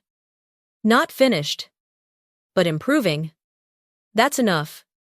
That's how progress works. Now imagine you're resting between exercises. You sit down for a moment. You take a sip of water. And your friend says, you know, progress takes time. Then they add, one step at a time. Listen carefully. One step at a time. Repeat after me. One step at a time. Again. One step at a time. Now naturally. One step at a time. Excellent. This phrase is powerful because it applies to everything. Fitness. Work. Relationships. English. Anything worth improving. Let's practice. One step at a time. Again. One step at a time. Perfect. Notice the feeling behind the words. Calm. Patient. Steady. That's how real improvement happens. Not through pressure. Through consistency. Now imagine another person nearby is trying a difficult exercise. They're struggling a little. They stop. Take a breath. Then try again. Your friend watches and quietly says, "That's what matters." Listen carefully. That's what matters. Repeat after me. That's what matters. Again. That's what matters. Now naturally. That's what matters. Excellent. Native speakers often use this phrase when focusing on what's important. Not perfection. Not speed. Effort. In persistence. Growth. Let's hear it in context. You didn't finish everything today. That's okay. You showed up. That's what matters. You made a mistake. But you learned something. That's what matters. You practiced English today. That's what matters. Beautiful. Now let's build a small conversation. Friend. How are you feeling? You. A little tired. Friend. That's normal. You. Some days I feel like I'm not making progress. Friend. Trust me. You are. You. Really? Friend. Absolutely. Keep it up. You smile. Friend. You're doing great. You laugh. I'm trying. Friend. One step at a time. You nod. Yeah. Friend. That's what matters. Can you feel the emotional difference in this conversation? It's not about information. It's about encouragement. And native speakers use these kinds of conversations every day. Now, let's learn another useful phrase. Imagine you've just completed your workout. You finished the final exercise. You're tired. But you're proud of yourself. You smile and say, "Worth it." Listen carefully. Worth it. Repeat after me. Worth it. Again. Worth it. Now, naturally. Worth it. Excellent. This phrase is short, but powerful. It means, the effort was valuable. The result was worth the work. Let's practice. The workout was hard. Worth it. The project took weeks. Worth it. Studying English every day. Worth it. Beautiful. Now take a moment. Think about your own English learning journey. Maybe you've had days when you felt motivated. Maybe you've had days when you felt frustrated. Maybe you've wondered if you're improving. The answer is yes. Maybe not dramatically. Maybe not instantly. But improvement rarely happens instantly. It happens quietly. Just like physical training. One phrase at a time. One lesson at a time. One conversation at a time. That's why you're here. And that's why these lessons matter. Because every time you repeat a phrase, naturally, you're training your brain. Not to memorize English, but to use English. And that's a very different goal. Let's do a shadowing exercise together. Repeat after me. Let's do it. Keep it up. You're doing great. One step at a time. That's what matters. Worth it. Again. Let's do it. Keep it up. You're doing great. One step at a time. That's what matters. Worth it. Excellent. Listen to those phrases. They're simple. But they're full of life. They're the kinds of things people say every day. To friends. To family. To coworkers. To themselves. And maybe that's the most important part. Sometimes, the person who needs encouragement most is you. Sometimes, you need to hear. Keep it up. You're doing great. One step at a time. Because learning a language isn't just about vocabulary. It's about confidence, persistence, patience, and showing up again tomorrow. The workout is over now. People begin leaving the gym. Some head home. Others stop to chat. The night air feels calm. You grab your bag and head outside. The city is glowing with evening lights. And just when you think the day is slowing down, something unexpected happens. Across the street, you notice a familiar face. Someone you haven't seen in a very long time. And in the next part, you'll discover some of the most natural English phrases people use when reconnecting with old friends and sharing memories from the past. The gym doors close behind you. The workout is finished. Your muscles feel tired, but in a good way. The kind of tired that comes from doing something positive for yourself. The evening air feels cool. Streetlights reflect on the sidewalks. People are heading home. The city has entered a different rhythm now. Less rushed. Less focused on work. More personal. More social. You walk down the street, enjoying the calm moment after a busy day. Then something unexpected happens. Across the street, you notice someone familiar. At first, you're not completely sure. You look again. Wait a second. You know that face. It's someone you haven't seen in years. Maybe an old classmate.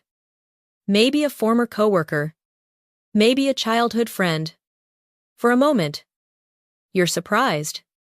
Then both of you smile at exactly the same time. And one of the most common phrases in English immediately appears. It's been ages. Listen carefully. It's been ages. Repeat after me. It's been ages. Again. It's been ages. Now naturally. It's been ages. Excellent. Native speakers use this phrase constantly when they haven't seen someone for a long time. It doesn't literally mean ages. It simply means a very long time. Let's practice. It's been ages. Again.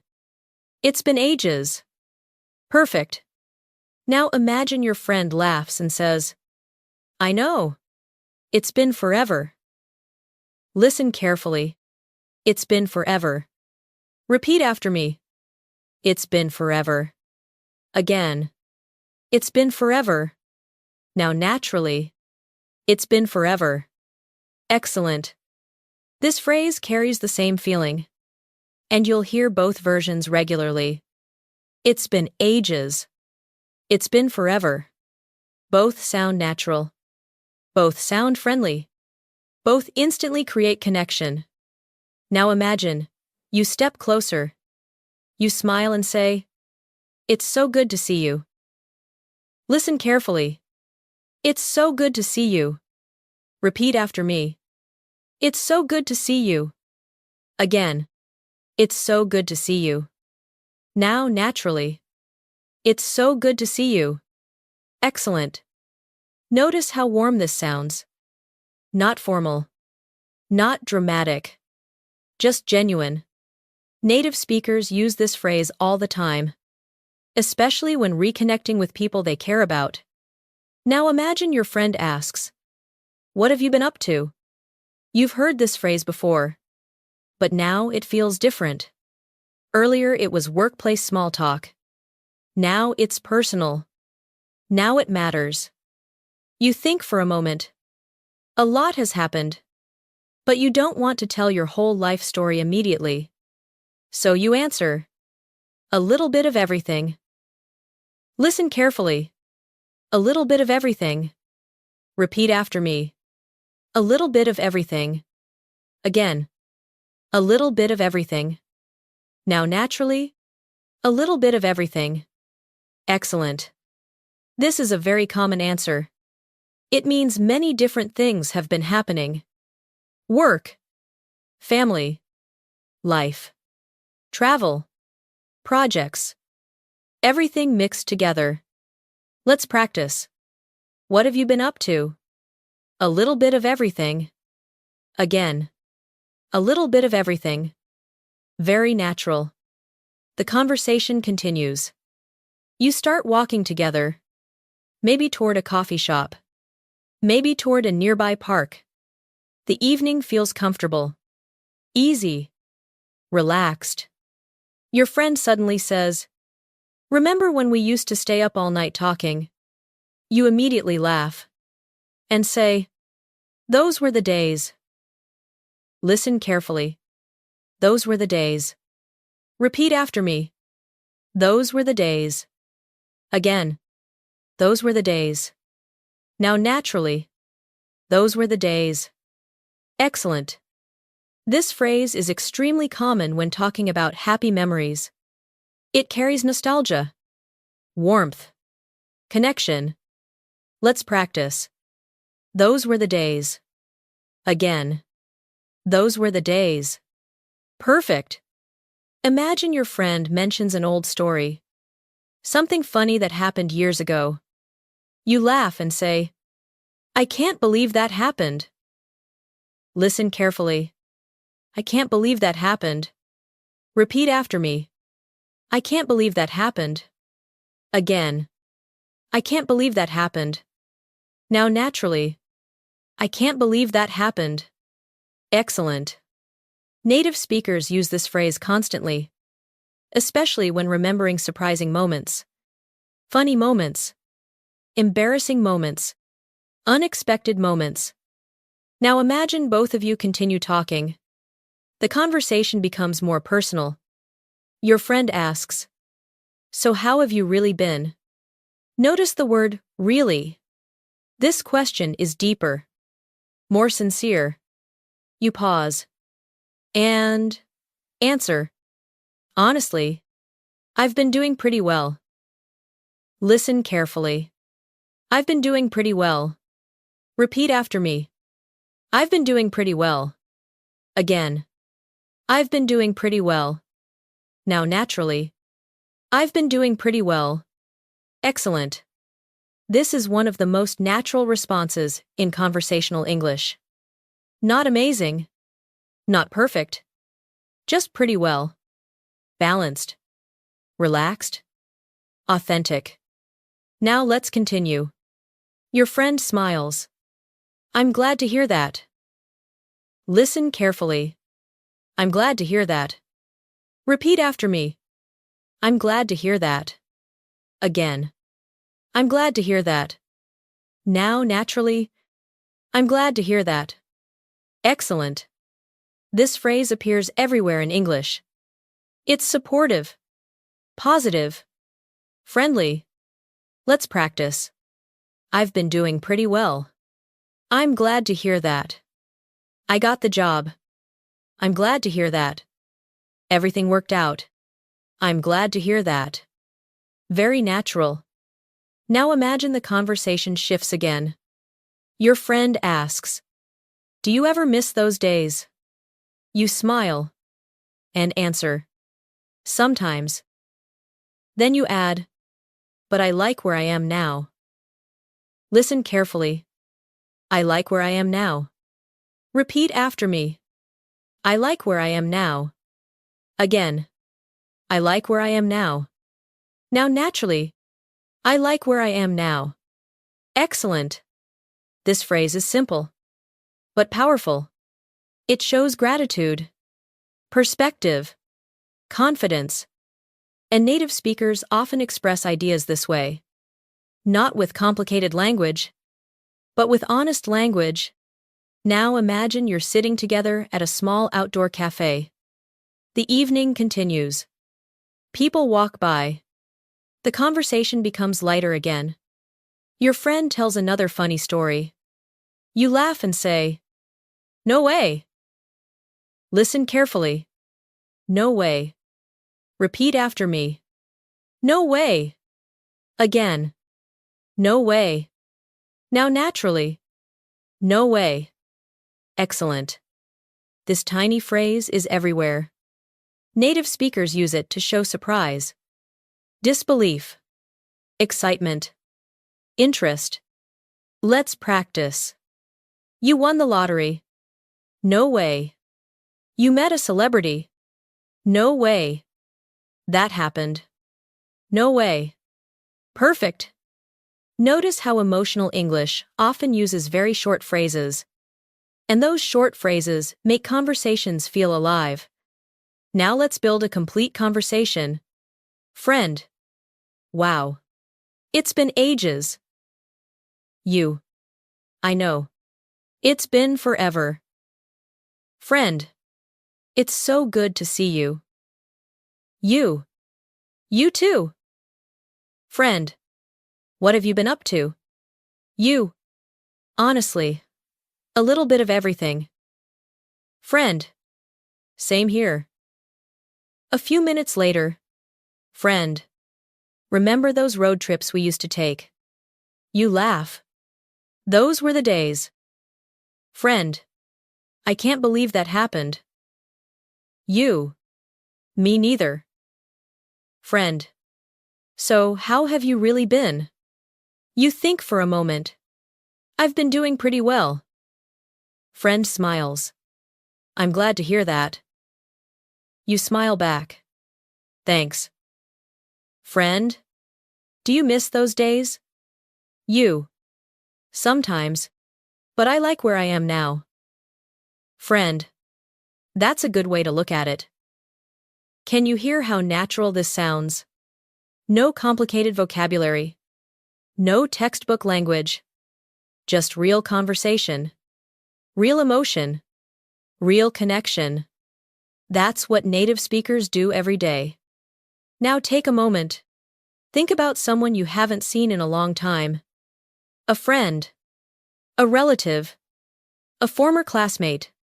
Imagine meeting them tomorrow. What would you say? Maybe. It's been ages. Maybe. It's so good to see you. Maybe. I've been doing pretty well. Maybe. Those were the days. Create one sentence now. Say it quietly. Excellent. You're doing exactly what fluent speakers do. You're connecting language to real memories. And when English becomes connected to your life, it becomes easier to remember. Let's do a shadowing exercise together. Repeat after me. It's been ages. It's been forever. It's so good to see you. A little bit of everything. Those were the days. I can't believe that happened. I've been doing pretty well. I'm glad to hear that. I like where I am now. No way. Again. It's been ages. It's been forever. It's so good to see you. A little bit of everything. Those were the days. I can't believe that happened. I've been doing pretty well. I'm glad to hear that. I like where I am now. No way. Excellent. Listen to how warm these phrases feel. Not business English. Not classroom English. Human English. The kind of English people use when they reconnect, reflect, remember, and share their lives. The evening is getting later now. Eventually, you and your friend stand up. You promise to stay in touch. You say goodbye. And begin walking home. But the night still isn't finished. Because sometimes a simple conversation can lead to stories about travel, unexpected adventures, and moments that almost didn't go according to plan. And in the next part, you'll discover some of the most useful English phrases people use while traveling, navigating airports, and dealing with the surprises that come with every journey. The conversation with your old friend comes to an end. You stand up from the cafe table. The city lights shimmer around you. For a moment, you feel grateful. Grateful for old memories. Grateful for unexpected meetings. Grateful for the simple moments that make life interesting. As you walk home, your mind drifts toward another memory. A trip you took not long ago. Maybe it was a vacation. Maybe a business trip. Maybe a weekend getaway. Whatever it was, it reminded you of something important. Travel creates conversations everywhere. At airports. On airplanes. At train stations. In hotels. In taxis. At restaurants. And many of the phrases native speakers use while traveling are surprisingly simple. Tonight, let's step into one of the most common travel situations. Imagine you're standing inside a busy airport. The terminal is full of people. Suitcases roll across the floor. Announcements echo through the building. Families are talking. Business travelers are checking their phones. Everyone seems to be going somewhere. You look up at the departure board. Your flight leaves in less than an hour. And suddenly, you realize something. You're running late. Listen carefully. I'm running late. Repeat after me. I'm running late. Again. I'm running late. Now naturally. I'm running late. Excellent. You've heard a similar phrase earlier in today's lesson. But now, it's appearing in a completely different situation. That's how real English works. The same phrase can be useful in many places. Let's practice. I'm running late. Again. I'm running late.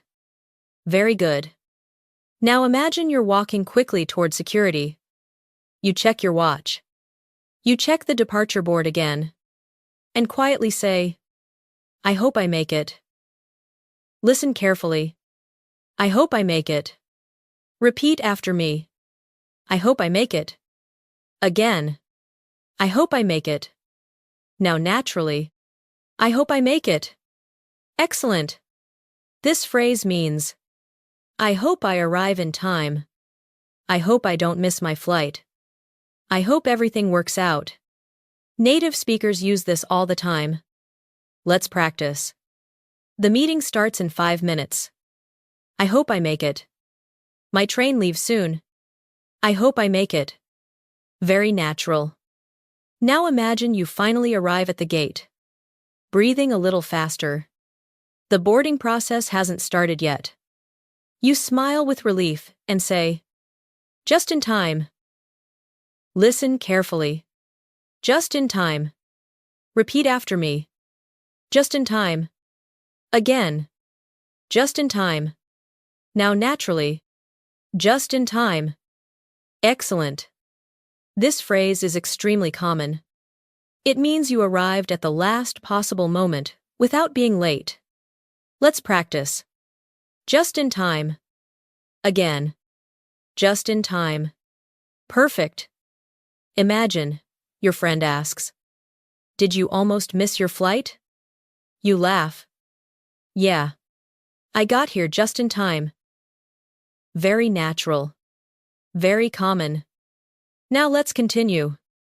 You're sitting at the gate, waiting to board. A traveler nearby asks, is this seat taken? Listen carefully. Is this seat taken? Repeat after me. Is this seat taken? Again. Is this seat taken? Now naturally. Is this seat taken? Excellent. This is one of the most useful travel phrases you'll ever learn. Airports. Cafes. Restaurants. Waiting rooms. You'll hear it everywhere. Let's practice. Is this seat taken? Again. Is this seat taken?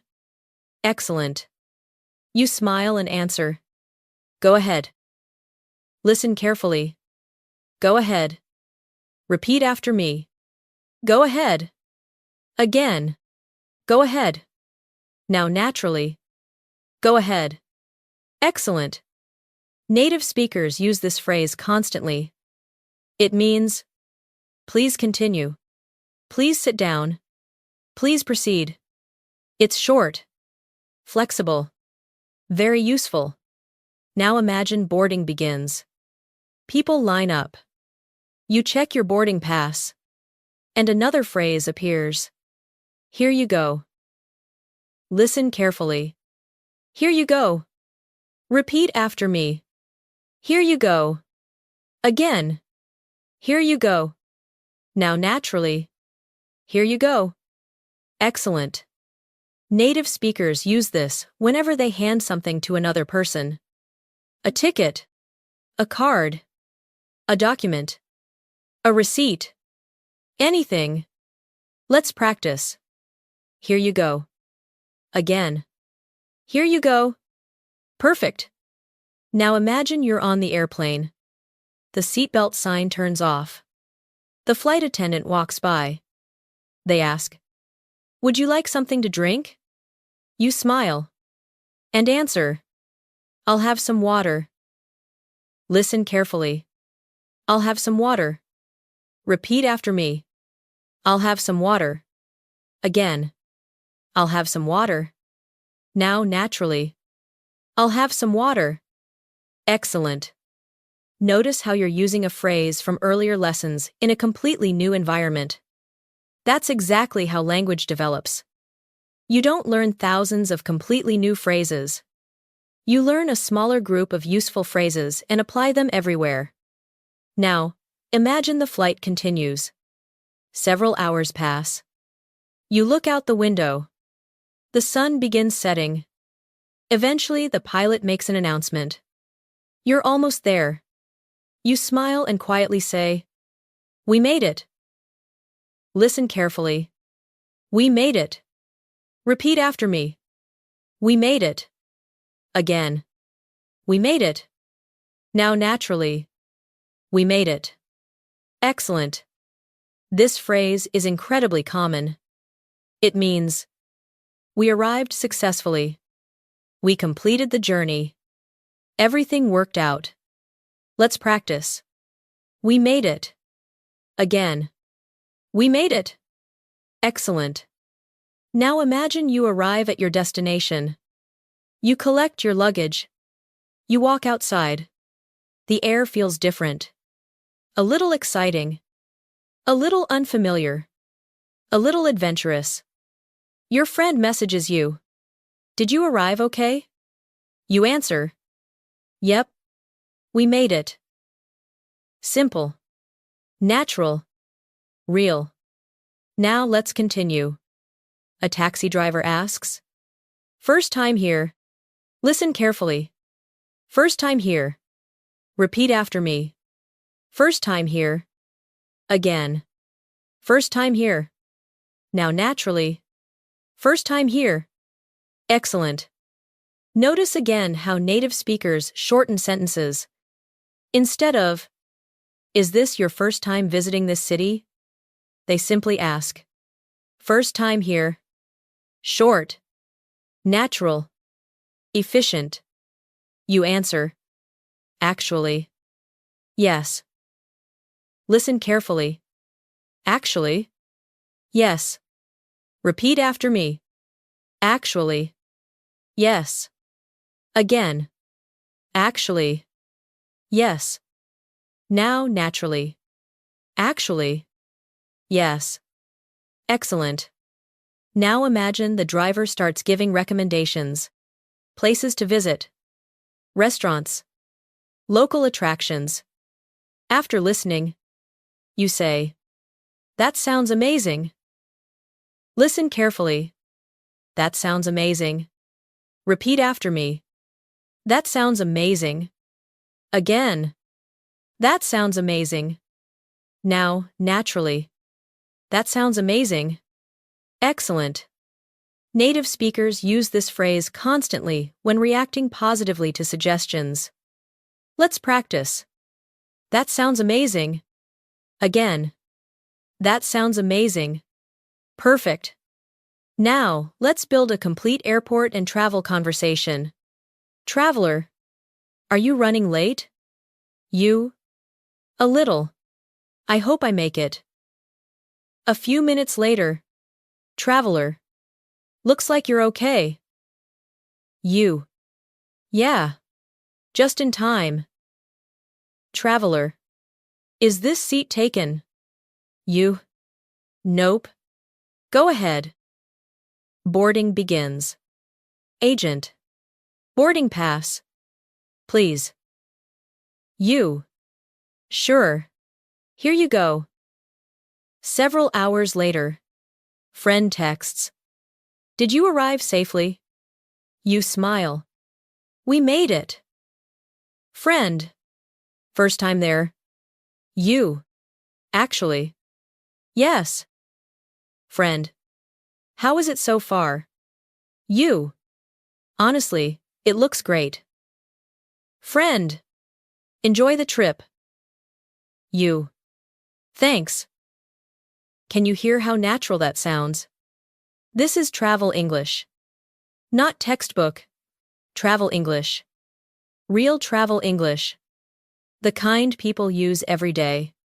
Now take a moment. Think about your own travel experiences. Maybe you've flown somewhere recently. Maybe you're planning a future trip.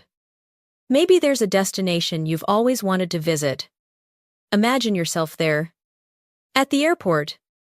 On the plane. At the hotel. What phrase would you use? Maybe? I hope I make it. Maybe. Just in time. Maybe. We made it. Maybe. That sounds amazing. Create one sentence now. Say it quietly. Excellent. Every time you imagine yourself using English in a real situation, you're helping your brain build stronger connections. That's one reason visualization is so powerful. You're not simply learning English. You're experiencing English. Let's do a final shadowing exercise for this section. Repeat after me. I'm running late. I hope I make it. Just in time. Is this seat taken? Go ahead. Here you go. I'll have some water. We made it. First time here. Actually. Yes. That sounds amazing. Again. I'm running late. I hope I make it. Just in time. Is this seat taken? Go ahead. Here you go. I'll have some water. We made it. First time here. Actually. Yes. That sounds amazing. Excellent. Listen to how naturally these phrases fit together. You've now traveled through an entire day using English. Morning conversations. Coffee shops. Work. Phone calls. Lunch. Evening conversations. Old friends. Travel. And something interesting is happening. Many of these phrases probably feel more familiar now. More comfortable. More automatic. That's exactly what we want. Because fluency isn't built through memorization alone. It's built through repetition in meaningful situations. The journey continues. The evening grows quieter. The destination feels peaceful. And in the next part, you'll step into one of the most personal environments of all. Home.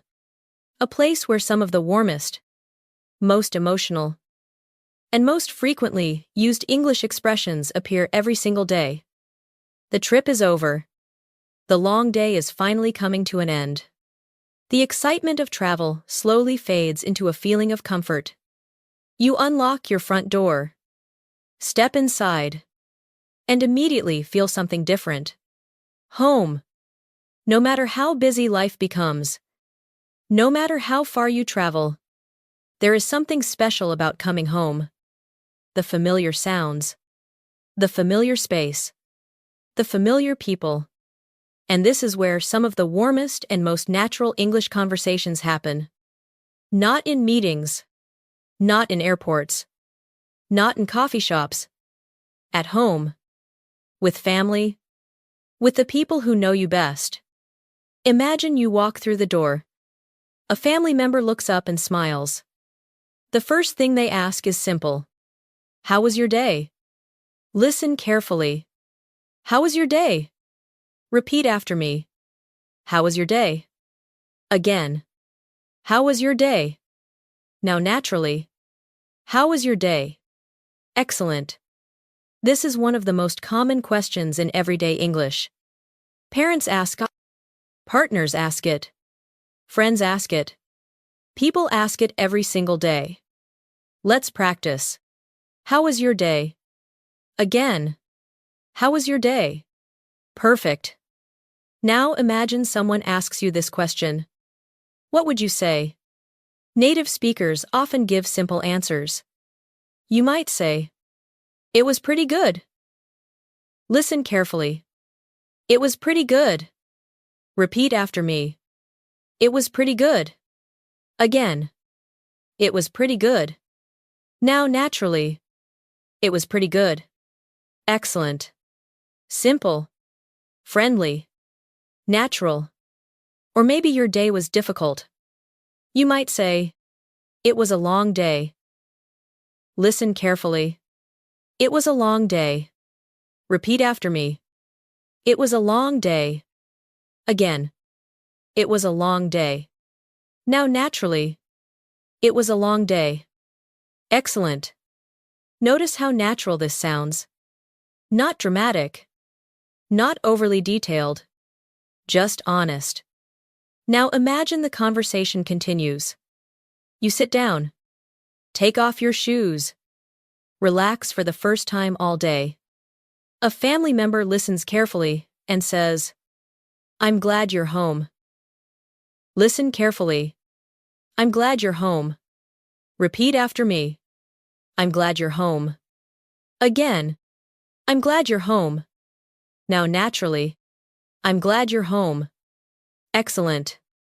This phrase carries warmth, comfort, connection. It reminds us that language is not only about information. Sometimes, language is about making people feel valued. Let's practice. I'm glad you're home. Again. I'm glad you're home. Perfect. Now imagine, you're talking about something that happened earlier. Maybe work was stressful. Maybe the airport was crowded. Maybe traffic was terrible. You explain the story. And when you finish, someone smiles and says, that sounds exhausting. Listen carefully. That sounds exhausting. Repeat after me. That sounds exhausting. Again. That sounds exhausting. Now naturally. That sounds exhausting. Excellent. This phrase shows empathy. It means, that sounds very tiring. That sounds difficult. I understand why you're tired. Native speakers use this kind of emotional language all the time. Let's practice. That sounds exhausting. Again. That sounds exhausting. Excellent. Now imagine dinner is ready. Everyone gathers around the table. Conversations become slower, more relaxed. The day is almost over. Someone asks, what was the best part of your day? Listen carefully. The best part of my day. Repeat after me. The best part of my day. Again. The best part of my day. Now naturally. The best part of my day. Excellent. This phrase appears often in family conversations. People reflect. They share moments. They reconnect. Maybe your answer is simple. The best part of my day was seeing an old friend. Or, the best part of my day was finishing a project. Or even, the best part of my day was this dinner. Beautiful. Natural. Real. Now imagine a younger family member starts talking about a challenge. Maybe school. Maybe work. Maybe something personal. They sound a little discouraged. You listen carefully. Then you say, take your time. Listen carefully. Take your time. Repeat after me. Take your time. Again. Take your time. Now naturally. Take your time. Excellent. This phrase is one of the most comforting expressions in English. It means, there's no rush. Go slowly. Don't pressure yourself. Let's practice. Take your time. Again. Take your time. Perfect. And if you think about it, this phrase applies to learning English too. Take your time. You don't have to become fluent next week. You don't have to know everything today. Language grows gradually. Take your time. Now imagine the conversation continues. The younger family member explains their situation. You listen. Then you say, you'll figure it out. Listen carefully. You'll figure it out. Repeat after me. You'll figure it out. Again. You'll figure it out. Now naturally. You'll figure it out. Excellent. Earlier in today's lesson, we learned, we'll figure it out. Now you're learning, you'll figure it out. Notice how flexible these phrases are. They appear in many situations. That's exactly why they're so useful. Let's practice. You'll figure it out. Again. You'll figure it out. Excellent. This phrase offers encouragement, hope, confidence. Now imagine a parent looks at their child, or a grandparent looks at a grandchild, or maybe a partner looks at someone they love, and they say, "I'm proud of you." Listen carefully. I'm proud of you. Repeat after me. I'm proud of you. Again. I'm proud of you. Now naturally. I'm proud of you. Excellent. This phrase is powerful. Simple. But powerful? Many people remember hearing these words for years. Because encouragement matters. Let's practice. I'm proud of you. Again. I'm proud of you. Perfect. And maybe right now, as you're listening to this lesson, you should hear those words too. Because learning a language takes effort, consistency, patience. You keep showing up. You keep practicing. You keep improving. And that matters. Now let's continue. The evening grows quieter. Dinner is almost finished. The dishes are cleared away. The conversations become softer. One family member stretches and says, "It's been a long day." Everyone laughs. And someone replies, "Sure has." Listen carefully. Sure has. Repeat after me. Sure has. Again. Sure has. Now naturally. Sure has. Excellent. Native speakers often shorten responses like this. Instead of saying, "It certainly has been a long day," they simply say, "Sure has." Very natural. Very conversational. Now let's build a complete family conversation. Family member. How was your day? You. It was pretty good. Family member. What was the best part? You smile. The best part of my day was seeing an old friend. Family member. That sounds nice. You. It was. Later. Family member. You look tired. You laugh. It was a long day. Family member. That sounds exhausting. You. A little. Family member. Well, I'm glad you're home. You smile. Thanks. A younger family member joins the conversation. I'm worried about something. You listen carefully. Then say, "Take your time." They explain. You nod. You'll figure it out. A parent smiles. I'm proud of you. The room becomes quiet for a moment. Comfortable. Warm. Peaceful. Can you hear how natural this conversation sounds? No advanced vocabulary. No complicated grammar. Just human connection. That's what everyday English often looks like. Simple words. Real emotions. Meaningful moments. Take a moment now. Think about someone important in your life. What would you say to them? Maybe. I'm glad you're home. Maybe.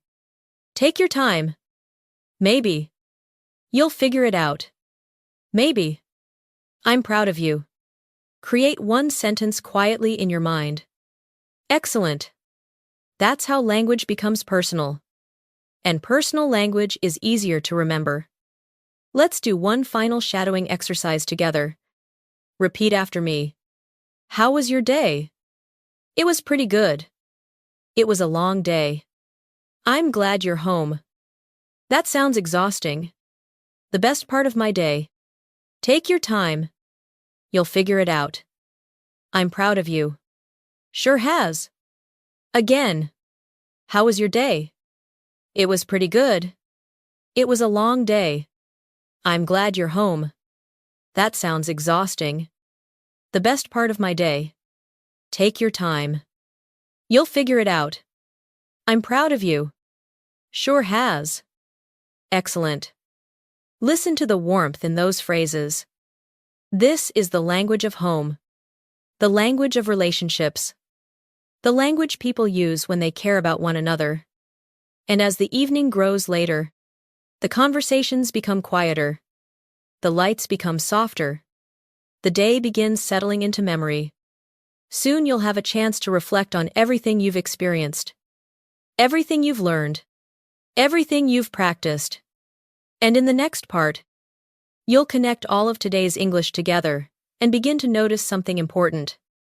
Many of these phrases are no longer just phrases. They're becoming part of the way you think. The house is quiet now. Dinner is over. The dishes have been put away. The conversations that filled the evening have slowly faded into silence. Outside, the city continues moving. Cars pass in the distance. Streetlights glow softly. But inside, everything feels calm, peaceful. The kind of peace that arrives at the end of a full day. A day that began with coffee, continued through work, moved through challenges, phone calls, friends, travel, family, and now, finally, reflection. This is one of the most important moments in language learning. Not because you're learning something new, but because you're noticing what you've already learned. And sometimes that's even more important. Take a slow breath. Think back to the beginning of today's journey. This morning you woke up and said, "I'm still waking up."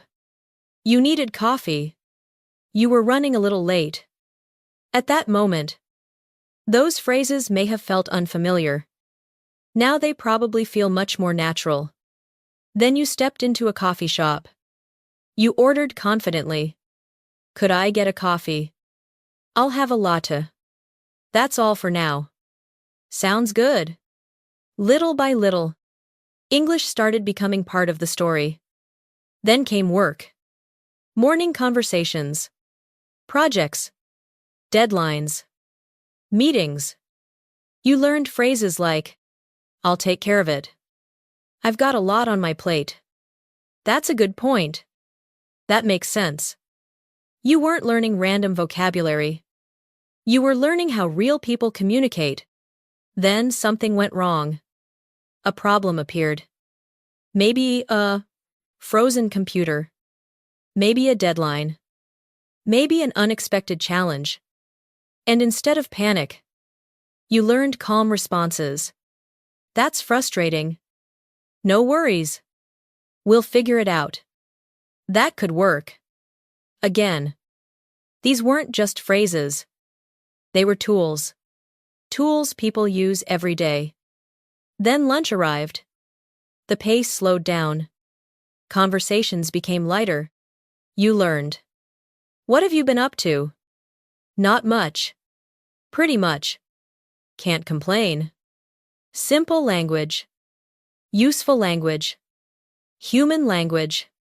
Then came the phone call. "Can you hear me?" "You're breaking up." "I didn't catch that." "Hold on a second." Real-life communication. The kind people use constantly. After work, the day changed again. You were tired. Maybe exhausted. You grabbed something to eat. You reflected on the day. You learned. It was a lot. I hear you. Take it easy. And those phrases carried emotion. Not just meaning. Emotion. Then you stepped into the gym. A place of effort. Improvement. Progress. You heard. Keep it up. You're doing great. One step at a time. That's what matters. And if you think about it, those phrases apply perfectly to learning English. Keep it up. You're doing great. One step at a time. That's what matters. Then an old friend appeared. Unexpectedly. And suddenly you were talking about memories. It's been ages. Those were the days. I've been doing pretty well. I like where I am now. Notice how different those phrases feel. They're not about tasks. They're about life. Connection. Experience. Identity. Then came travel. Airports. Flights. New places. New experiences. You learned. I hope I make it. Just in time. We made it. That sounds amazing. And finally, home. The most personal place of all. How was your day? I'm glad you're home. Take your time. I'm proud of you. The language of relationships. The language of belonging. The language people use when they care. And now, sitting quietly at the end of the day, something important becomes clear. You didn't spend this lesson memorizing grammar rules. You didn't spend this lesson studying complicated vocabulary. You spent this lesson living through English. That's a very different experience. Because real fluency isn't built from isolated words. It's built from meaningful experiences. Think about how children learn language. They don't begin with grammar books. They begin with situations, moments, feelings, conversations, experiences. And that's exactly what you've been doing today. You followed English through an entire day. A realistic day. A believable day. A human day. And because of that, the language has context. The language has meaning. The language has life. Take another slow breath. Now I want you to imagine something. Imagine yourself 6 months from now. Not perfect. Not fluent in every situation. Not speaking like a movie star. Just more comfortable. More confident. More natural. Imagine hearing, "How was your day?" and answering immediately. Imagine ordering coffee without hesitation. Imagine making small talk comfortably. Imagine understanding more of what you hear. Imagine speaking without translating every sentence. Can you picture that version of yourself? Good. Because that version is not created through magic. It's created through repetition. Small steps. Daily exposure. Consistent practice. The exact things you're doing right now. Many learners believe fluency arrives suddenly. One day, they struggle. The next day, they're fluent. But that's not how it works. Fluency grows quietly. Like a plant. Like a habit. Like a friendship. You often don't notice it while it's happening. Then one day you realize, wait. I understood that. Wait. I knew exactly what to say.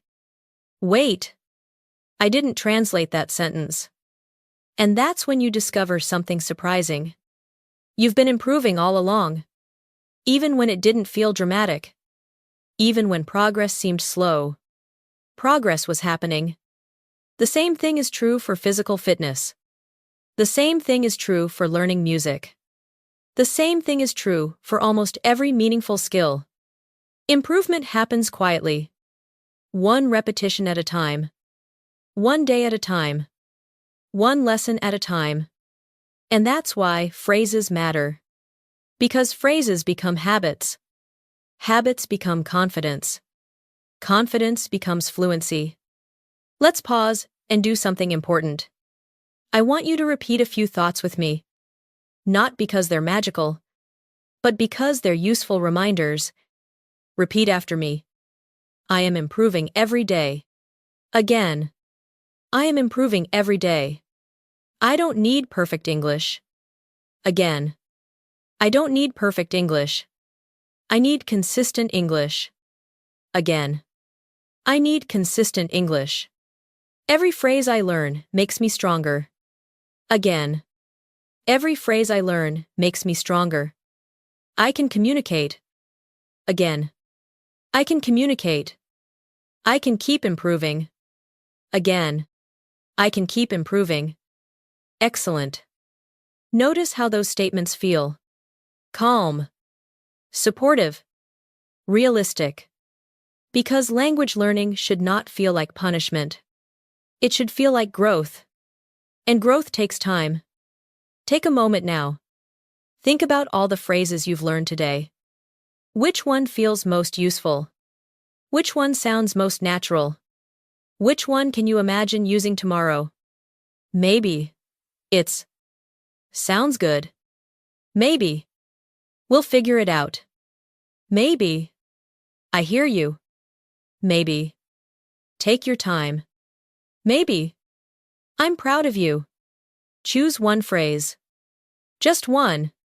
And imagine yourself using it tomorrow. That's enough. You don't need to master 100 phrases overnight. You need to use one phrase naturally. Then another. Then another. One step at a time. Remember that phrase. One step at a time. That's what matters. And if you've stayed with me through this entire journey, I want you to know something. You're doing exactly what successful language learners do. You're showing up. You're listening. You're practicing. You're building familiarity. You're building confidence. And most importantly, you're building a relationship with English. Not as a school subject. Not as a test. But as a living language. A language that can become part of your daily life.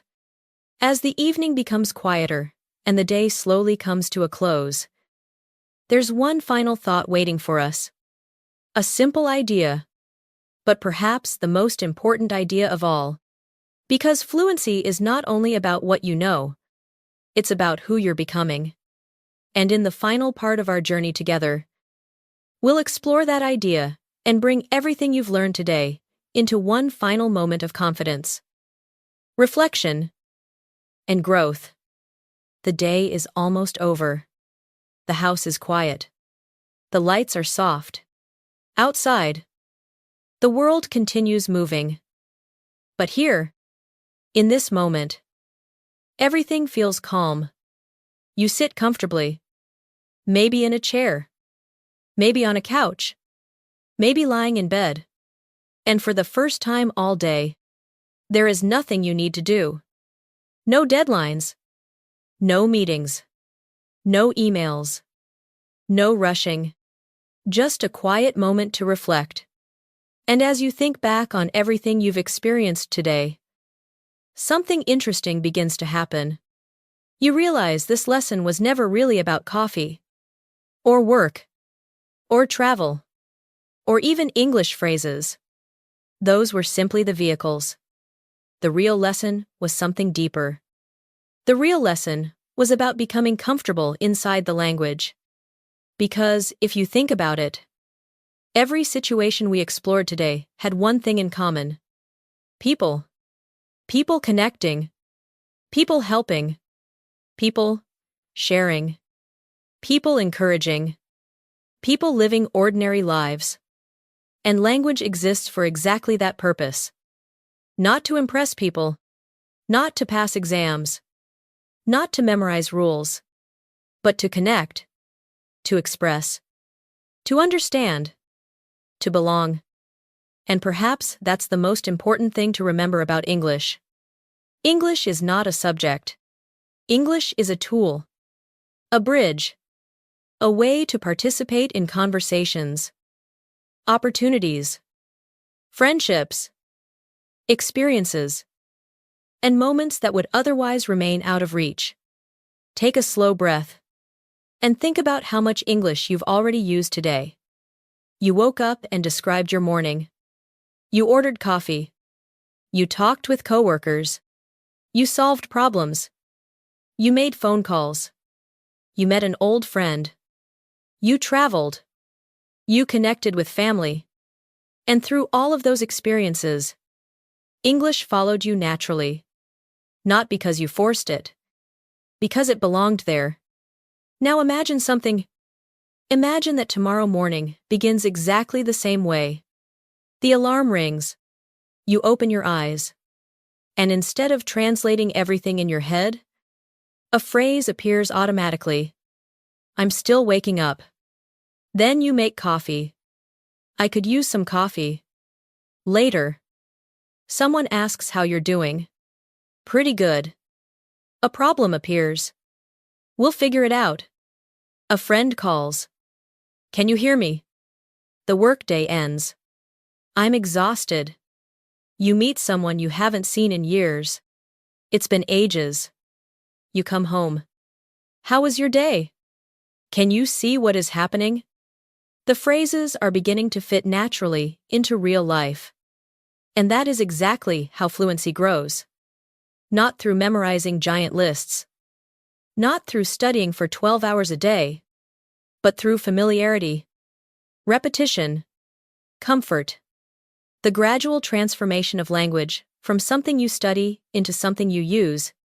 Many learners spend years believing that fluency is a destination, a finish line, a magical point where suddenly everything becomes easy.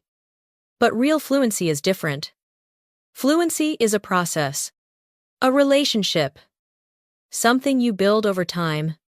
Think about someone you know well, a close friend, a family member. You didn't become comfortable with them in a single day. You spent time together. You shared experiences. You created familiarity. Language works the same way. The more experiences you share with English, the more natural English becomes. And that's why today's lesson matters. Because you didn't simply learn phrases. You shared experiences with English. Morning experiences, work experiences, travel experiences, family experiences, real experiences.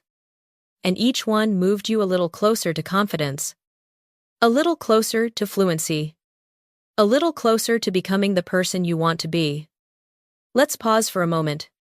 Close your eyes if you'd like. Imagine yourself 6 months from now. You wake up, start your day, and English feels different. Not perfect, but familiar. You understand more than you do today. You hesitate less than you do today. You speak more naturally than you do today. You trust yourself more than you do today. People ask questions, and answers come more easily. You watch videos, and understand more. You have conversations, and feel calmer. You make mistakes, but they don't scare you anymore.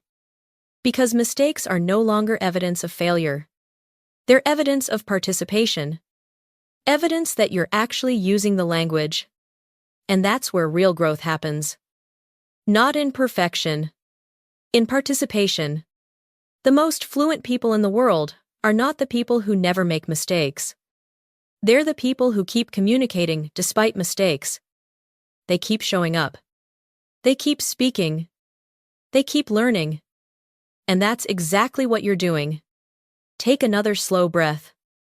Now I'd like you to repeat a few statements with me. Not as grammar practice. Not as pronunciation practice. But as reminders. Repeat after me. English is becoming part of my life. Again. English is becoming part of my life. I don't need to know everything. Again. I don't need to know everything. I only need to keep improving. Again. I only need to keep improving. Every conversation helps me grow. Again. Every conversation helps me grow. Every phrase I learn has value. Again. Every phrase I learn has value. I can communicate. Again. I can communicate. I am becoming more confident. Again. I am becoming more confident. English is becoming natural for me. Again. English is becoming natural for me. Excellent. Notice how those words feel. Not dramatic. Not unrealistic. Just possible. Achievable. True. Because confidence doesn't come from pretending to be fluent. Confidence comes from recognizing your progress. And you've made progress today. Maybe more than you realize. Think about all the phrases you've practiced. Many of them felt unfamiliar at first. Now they feel familiar. And that's proof. Proof that learning is happening. Proof that your brain is adapting. Proof that repetition works. This is why consistency matters more than intensity. A little practice every day. A little exposure every day. A little improvement every day. Those small efforts create extraordinary results over time. Just like exercise. Just like reading. Just like any worthwhile skill. One step at a time. Remember that phrase. One step at a time. It appeared earlier in today's lesson. And perhaps it's the phrase that best represents the entire journey. One step at a time. One conversation at a time. One phrase at a time. One day at a time. That's how fluency grows. Not all at once. Gradually. Quietly. Consistently. As the evening becomes even quieter, I want to leave you with one final thought. You are no longer simply someone who studies English. You are someone who uses English. Maybe only a little today. Maybe more tomorrow. Maybe much more in the future. But the transformation has already started.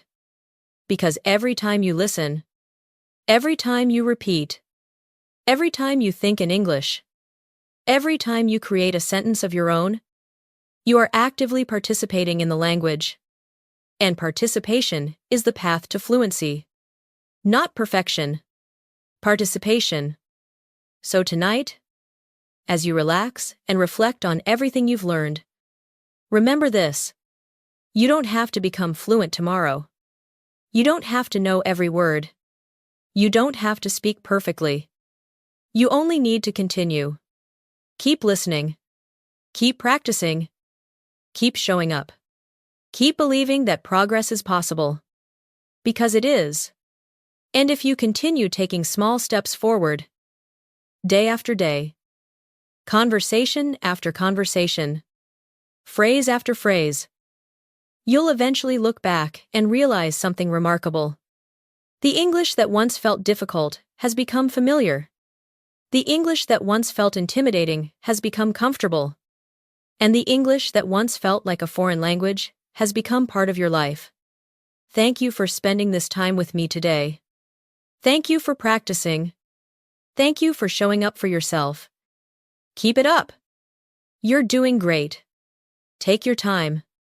You'll figure it out. And remember, one phrase at a time. One conversation at a time. One confident English speaker at a time. Good night. And I'll see you in the next lesson.